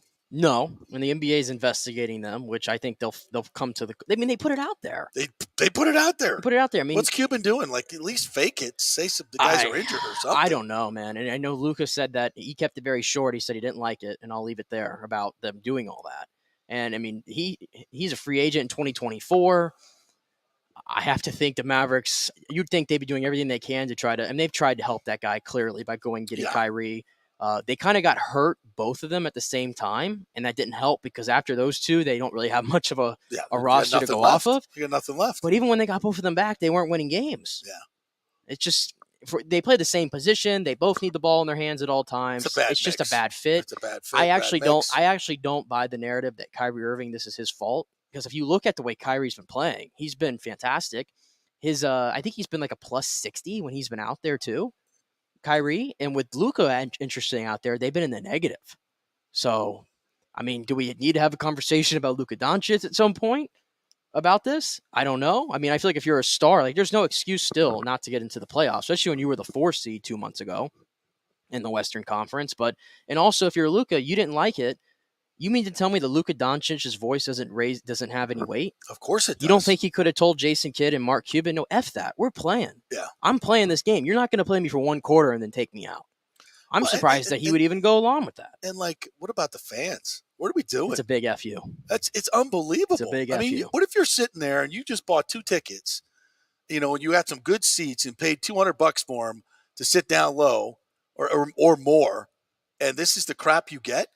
I'm telling you, if that were me as a consumer, I would go right to the box office and go, refund these tickets. I didn't come here to see Tim Hardaway and Maxi Kleber. That is such a FU to the fans. It's not, and it's like that's not even talked about. Like it's not. Nobody's even like. I read an article about it, and there was not one mention about the fans. It was all about should they do this? I'm like, what about the fans who paid good money to see this? And you do that load management stuff all the freaking time. It's more not just the fans in attendance. It's just the fact that all season long they pump money into that team. They get all excited. You give them Kyrie Irving and Luka Doncic, and then at the end, when you still have a slim chance to make it, I'm not going to act like they win that game and they get in. But you have a slim chance. You think you would exhaust every effort. Didn't they go to the finals last year? They went to the Western Finals, yeah. And they took this much of a step back to the point that a team that's literally throwing haymakers at each other during a game is going to be in the play-in, and you're not. Which leads us to the Minnesota Timberwolves. Rudy Gobert and Anderson. Kyle Anderson. Literally trading punches. And what's worse, what it led to the punches, they're in a huddle where their coach is trying to bring them together in what's a pretty important game. And they're yelling, one guy, they're yelling, Gobert, why don't you grab an effing rebound? And the guy said, why don't you block an effing shot? Like they're arguing at each other as the coach is trying to dial up some stuff. Yeah. What a disaster. And he gets sent home, Gobert. Right. And you'd have to think logically there'd be a suspension, but the problem, they're in the play-in. Yeah. Like I think they won yesterday, so they're 42-40 to end the season. They're in the 8th seed. They're going to play, and Jaden McDaniels punches the wall and breaks his right hand. And he's he's the LeBron shutdown guy. LeBron can't score against the guy, and you're going to go into a play-in game, and you've just lost your best defender, your LeBron defender. I mean, wow. I mean, the Timberwolves, let's be honest, dysfunction junction the entire time they've been a franchise. Yeah. So it's only fitting this happens. Gobert had problems getting along with Donovan Mitchell, I feel like. They had beef. I mean, that's the reason why Donovan Mitchell's not there in Utah anymore. He got away from Gobert. Yeah. And then Gobert gets traded, signs this massive contract. His play takes a step back. Now he's punching players. Dysfunction. And this just in, the Warriors are in the 6th seed, and they're getting Wiggins back, and basically you're going to have their whole team intact from last year finally. Yeah, it's hard to bet against that team. Yeah, but then again, the Suns are undefeated when KD plays. That was like a battle. I want to see that series. I want to see Suns, Warriors. The Warriors, Clippers, and Lakers had me dying the last couple weeks. They're like playing not to get the 5 seed, so they didn't have to play the Suns. Right now. And the Clippers are going to get it now. So KD versus the Suns and the Warriors Clippers. Get to bust the Sacramento. Play the Kings that nobody believes. Isn't it funny? I feel like one of the 4 teams is going to come out of the West. It's going to be the 4 seed through the 7. It's going to be one of those teams from the 4 seed to the 7. I don't believe in Denver. Nobody buying the top 3. Yeah, isn't that weird? Nobody's buying that top 3, man.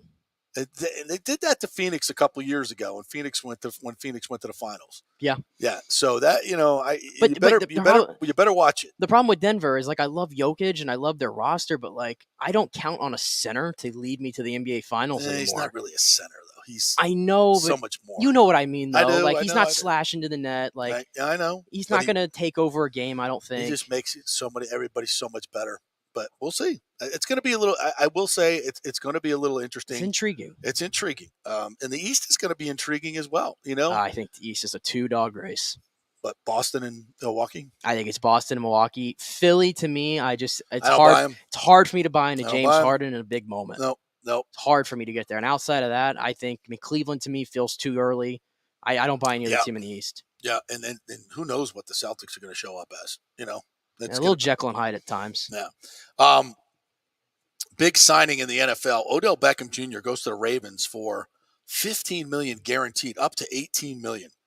Coming off his second ACL, a player that's completely dependent on his change of direction and speed, and you're going to pay him $15 million guaranteed to come to. And how does that affect your salary cap in order to offer Lamar Jackson as much money as you possibly can to get him back?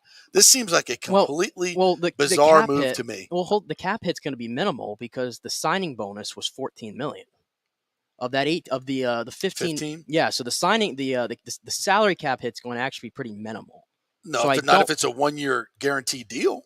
You can't. But $14 million was converted into a signing bonus. Oh, so they're it's not a 1-year deal then. They're devoidable years in the contract. Probably, yeah. Okay, well then I thought that the article I read was 1-year deal, $15 million guaranteed.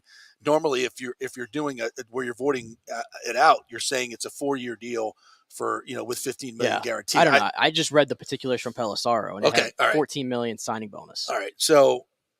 But still, I mean, this tells me that, and then he and Lamar were FaceTiming. I think that's the most important thing that you saw yesterday after the signing. How is Lamar not going to play this year? Come on. You've got to prove yourself. Dude, forfeit a lot of money if you take the play. 160, 170 guaranteed that they're offering you and go play, man. I'm so tired of talking about his contract. You got to go play, man. Well, does this help? This has to help, though. I mean, the guy hasn't played with exactly the most elite group of receivers. I mean, their leading receiver last year, take Mark Andrews out of it, was DeMarcus Robinson. Yeah, but also, to my point, if you're asking Odell Beckham to be a 1 now he played when he was playing really with the Rams. Yeah, look who he was playing with, Cooper Kupp, and who else? Was the other guy? They had a lot of good Jefferson, options. Robert Woods. Yeah, they had a lot of good options. But also, too, Odell's last 1,000-yard season was with Cleveland in 2019, and who was the OC?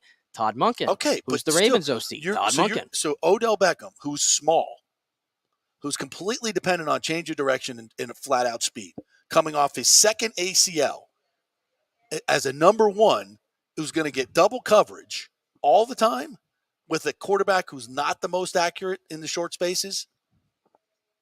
Well, it's not just Odell. Call me not impressed. If you can get a healthy Rashad Bateman in the mix there, you still have Mark Andrews. I mean, you still have some pieces there. They could probably draft a guy if they wanted to. They better. I think the two that helps the Odell out is there was a report today from Jim Nagy, the guy that runs the Senior Bowl, that the NFL is not as high on this draft for receivers as the media is, and they only feel that there's one first-round guy, which is Smith and Jigba. So maybe the Ravens said, okay, we don't buy into any of these guys to be instant game changers. We need a proven guy in here.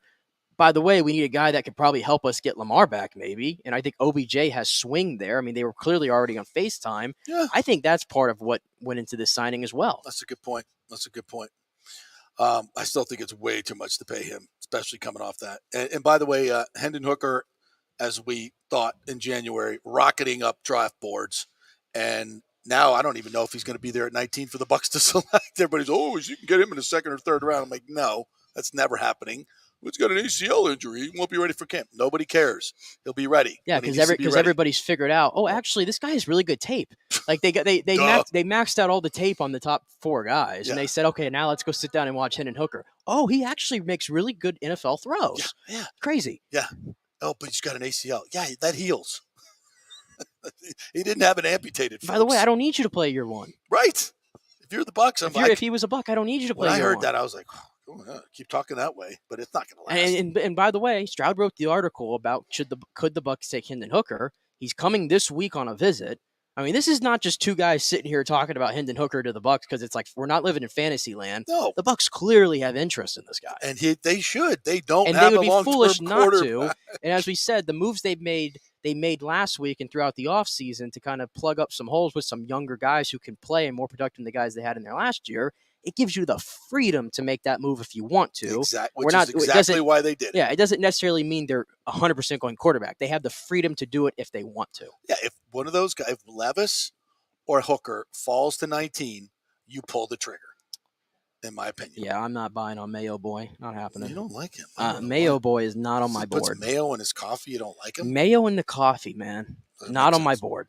All right, quick break. When we come back, Chris Lugo is going to join us from Bay Area Modern Medical Center. So all you old guys like me, you want to snow ski into your 50s, play golf into your 70s, do all those good things and stay active? Well, Chris Lugo will have all the answers for you next on how to do that. I think you'd be interested. Stay with us.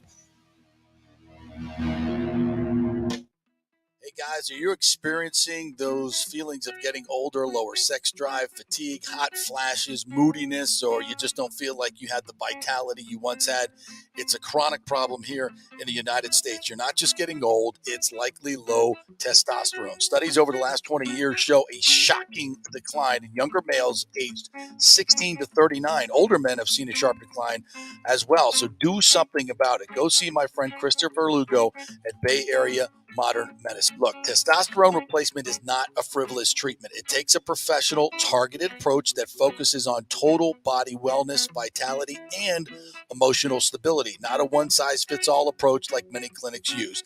They will monitor your blood work and adjust your treatment as needed for optimal results. Folks, I've been on testosterone therapy for over 6 years, and it is a life changer. You will feel and look better than you did 10 years ago. Give them a call at 844-977-3477 or go to BAMMC.com. Tell them JP sent you for priority scheduling. That's 844-977-3477 or BAMMC.com.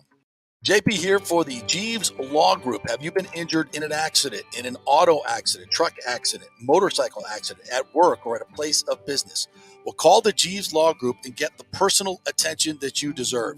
I made the mistake many, many years ago with going with one of the bigger law firms, the national law firms. And let me tell you, getting a call back from those folks was next to impossible. Weeks and weeks would go by. Never get a call back. That doesn't happen with the Jeeves Law Group. Personal attention is what they're all about. When you call the Jeeves Law Group, you will be part of the family. They will represent you in a vigorous and aggressive way against the insurance companies. These larger companies will promise bigger settlements, but it's the Jeeves Law Group that will get you the best results. If you're tired of dealing with these bigger law firms, check out the Jeeves Law Group. Go to jeeveslawgroup.com, tell them JP sent you, get a free consultation. It's the Jeeves Law Group. Scott Jeeves has been representing clients in the Tampa Bay area for over 25 years. Give them a call. It's a free call, 727-894-2929, 727-894-2929, or go to jeeveslawgroup.com. Pure sports. JP is back on. Welcome back. FanStream Sports. All right, welcome back to the JP Peterson Show, brought to you by Bay Area Modern Medical Center. Our medical director, Chris Lugo, joins us right now. We get right into it. You were asking me about my bracelet right here. This is an Amazon Halo bracelet. Okay, not bad. Yeah, so what is measured is managed. That Chris Lugo quote, did I get it right? I love it. So I've been wearing it more to measure and manage. And it gives you your activity score as well. So when I was interested to see how many calories I burned out on the slopes, because we ski probably in 4 or 5 hours stretches, which is significant. And I was surprised. I burned like over 3,500 calories a day snow skiing. So because we got after it a little bit, not too hard, not to I didn't want to go crazy and fall and hurt myself. I took one fall, not too bad, but it definitely helps me, it definitely encourages me to go to sleep more, to do the right things so I get a better measurement. Good. How was your heart rate out west? It was good. I wasn't checking it too often, but what we did is we took the oxygen cans. And I told my buddies, they'd never really used them. I said, I'm the last 4 or 5 times I went out there, I've been religious about this because I take, about 5 or 6 hits an hour of the oxygen. I think it makes all the difference in the world. And for us who don't live at elevation, tremendous difference. Yeah. And there are some other tricks of the trade I've learned. Cialis, you take a Cialis while you're out there, it oxygenates the blood, which works. So it's actually treatment. Yeah. What do you have any, I know season's pretty much over, but what would you tell people if they're going to go snow skiing? And I did some leg work before, like 3 weeks before I started doing more leg work. My legs felt really good out there. What would be your advice for folks that are going to go skiing, especially coming up from sea level?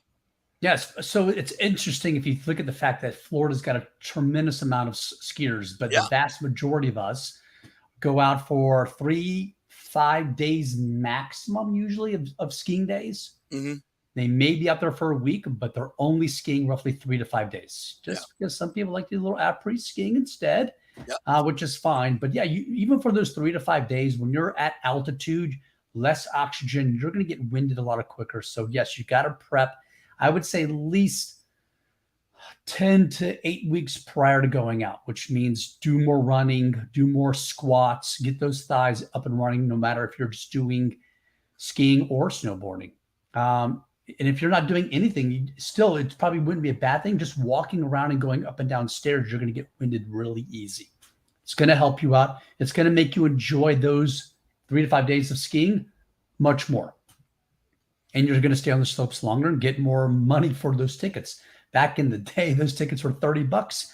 Not anymore. They're almost reaching $200 a day, which is insane. $200 a day. Yeah, get that Epic Pass. It's much cheaper if you're going out west even for 4 days. It'll pay for itself. Are there any? I know there's some things on the market. There's medications on the market, and I mentioned Cialis. Are there other things you could take while you're out there or before going out there that help you with the altitude? Yeah, if you know you're one of those people who gets altitude sickness, Diamox is one. I love Cialis, or I call it vitamin C. Yep. Taking Cialis, and it doesn't matter if you're male or female, it's still going to help you out just for that vasodilation, getting those arteries opened up to make it easier to oxygenate. That's going to be the big thing. Any little extra edge you can have, you're going to see it. And for those who are on little TRT, HRT, whatever you want to call it, your hemoglobin are already probably rising if you're doing the injectables, which is probably not a bad thing. That's how all the Tour de France guys do. That's the blood doping. Yep. So running a little high on your hemoglobin is going to help with that oxygen carrying capability too. Yep. I felt great while I was out there.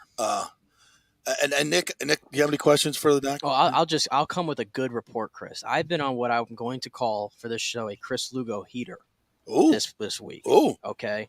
I'm intrigued. Let me explain. I've gone sports activities not once but twice this week. Okay, that's number one. Wow, nice. Right? Big. Last night in bed by 10 o'clock.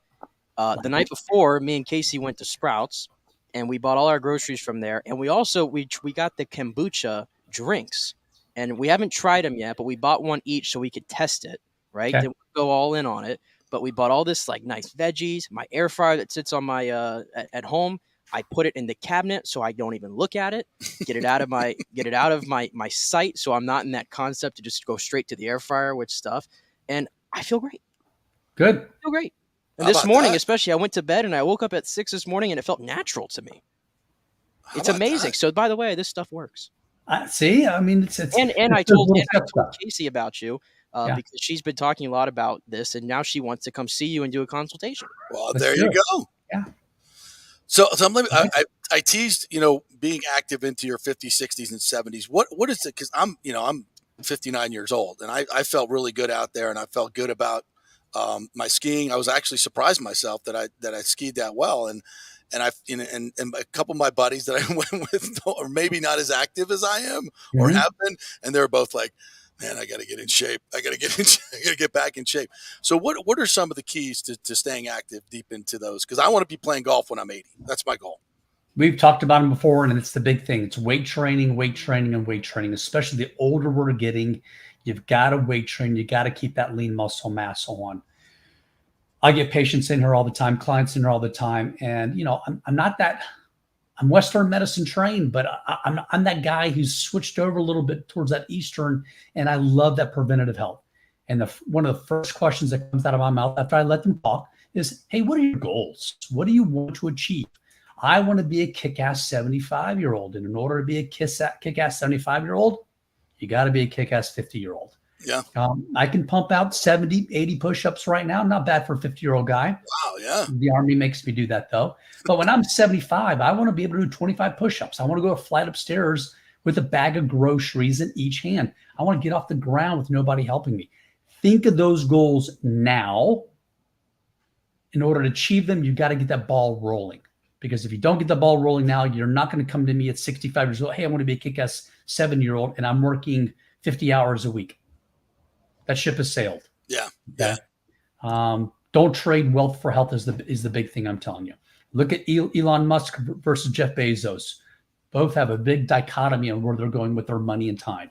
Yeah. Okay. Jeff is spending a lot more time on his health. Elon, not so much. Yeah. He wants to conquer Mars.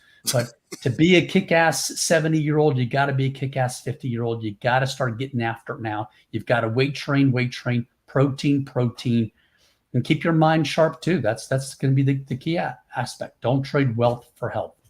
And also, to me, a lot of my friends have been getting joint replacements, knees, hips, shoulders, all this stuff. And I'm saying to myself, I want to avoid that drastically, which is why, I want to lean up and lose about 20 pounds. How do you avoid those injuries and that stuff? You just said it, keeping lean. So look, we talked about the Masters. Brooks has bad knees. He's admitted to having bad knees. Yeah. To me, he looked a little heavier than what he should have been. He should have slimmed down a lot to take that extra pressure off those knees. I'm not sure why his game fell apart on Sunday, but he's a live golfer. That's one. Yeah, he fell apart on Sunday, and Jon Rahm just put the medal down and accelerated through it. But keeping leaner, keeping that lean muscle mass on, getting slim. Look at Phil. Phil was pretty lean too. Not bad for an old guy, right? Yeah. But one guy's gained a little weight, one guy's lost some weight. Phil's always been notorious for being heavier. So staying lean is going to be a big thing. Keeping lean muscle mass is going to be a big thing too. You don't want to get anorexic. If I was a betting guy, I'd say that maybe Phil's using a little semaglutide to lose some weight.